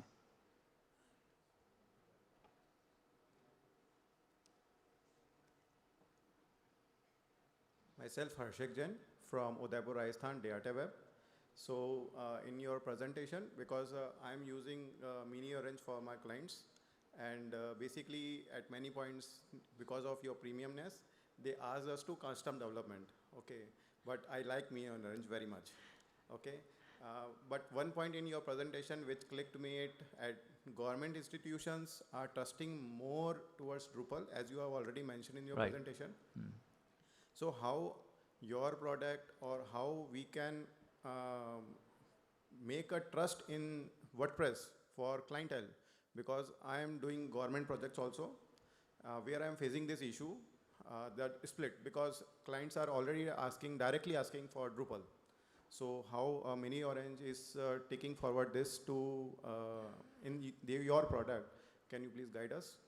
There are some guidelines here that I can't use this stage for showcasing my strengths, I mean my company's strengths. So I'd like to not answer it directly. But in general, we have to make sure that WordPress is more secure. And there's the whole perception about Drupal being secure. That is somewhat true and somewhat, I mean, not so true. It's very complicated as well. But it is also true that 43% of the sites are on WordPress, which means what does that mean to attack surface? Who's getting attacked more? Is it Drupal or is it WordPress? Obviously WordPress, right? So the perception there's a reason for that. And for answering that, the other part, what my company does, I think you should pick that up in my booth. This is not the right appropriate place for that. However, we have to collectively make WordPress more secure. And it is possible because there are so many contributors. If you are really a community, there was a contributor day yesterday, all of us go contribute to WordPress core and make it more secure, then obviously Drupal will not be able to match us. So, thank you. Yeah, cool. All right, so, yeah, please.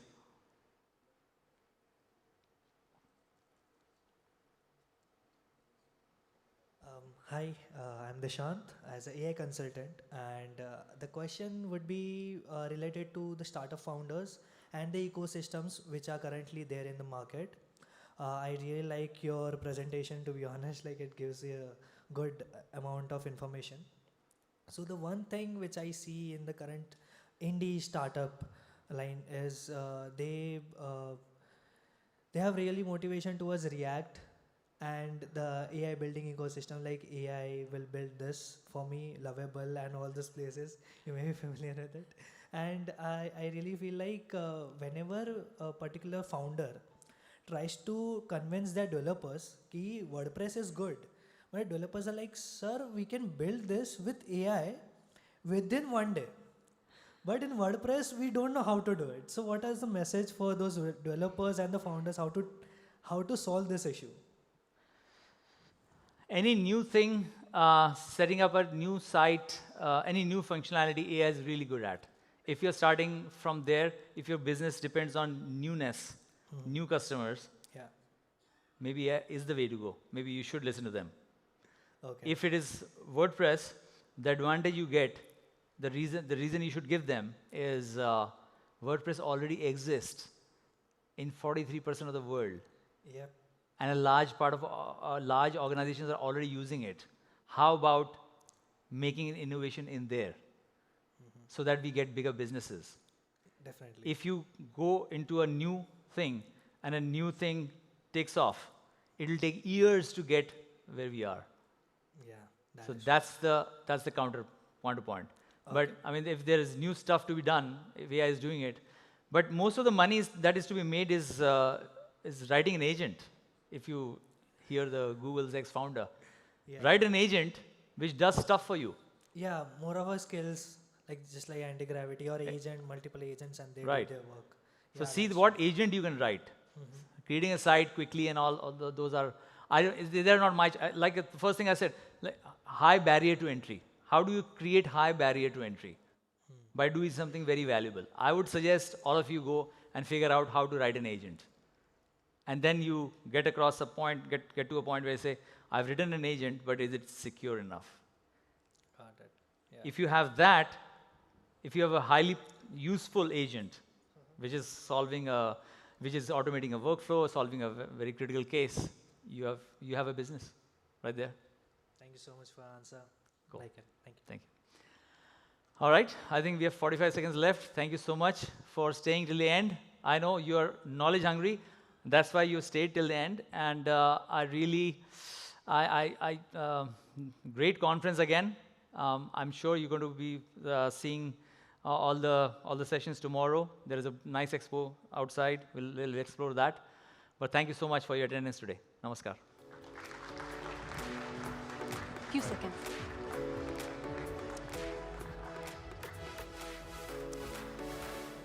Yeah. Thank you so much. So to appreciate with your informational session, we would like to give you a thank you gift on the behalf of WordCamp Asia team. Thank you, Pooja. Very, very well done.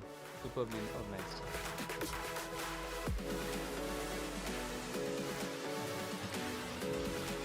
Thank you so much. I hope it was useful.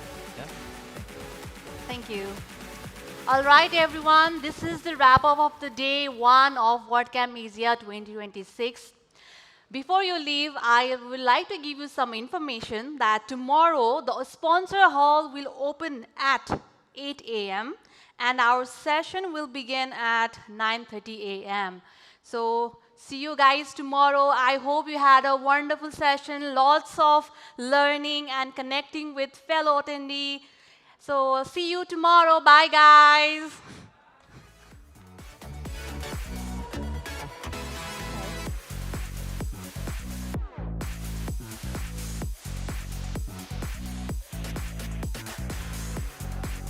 Sound.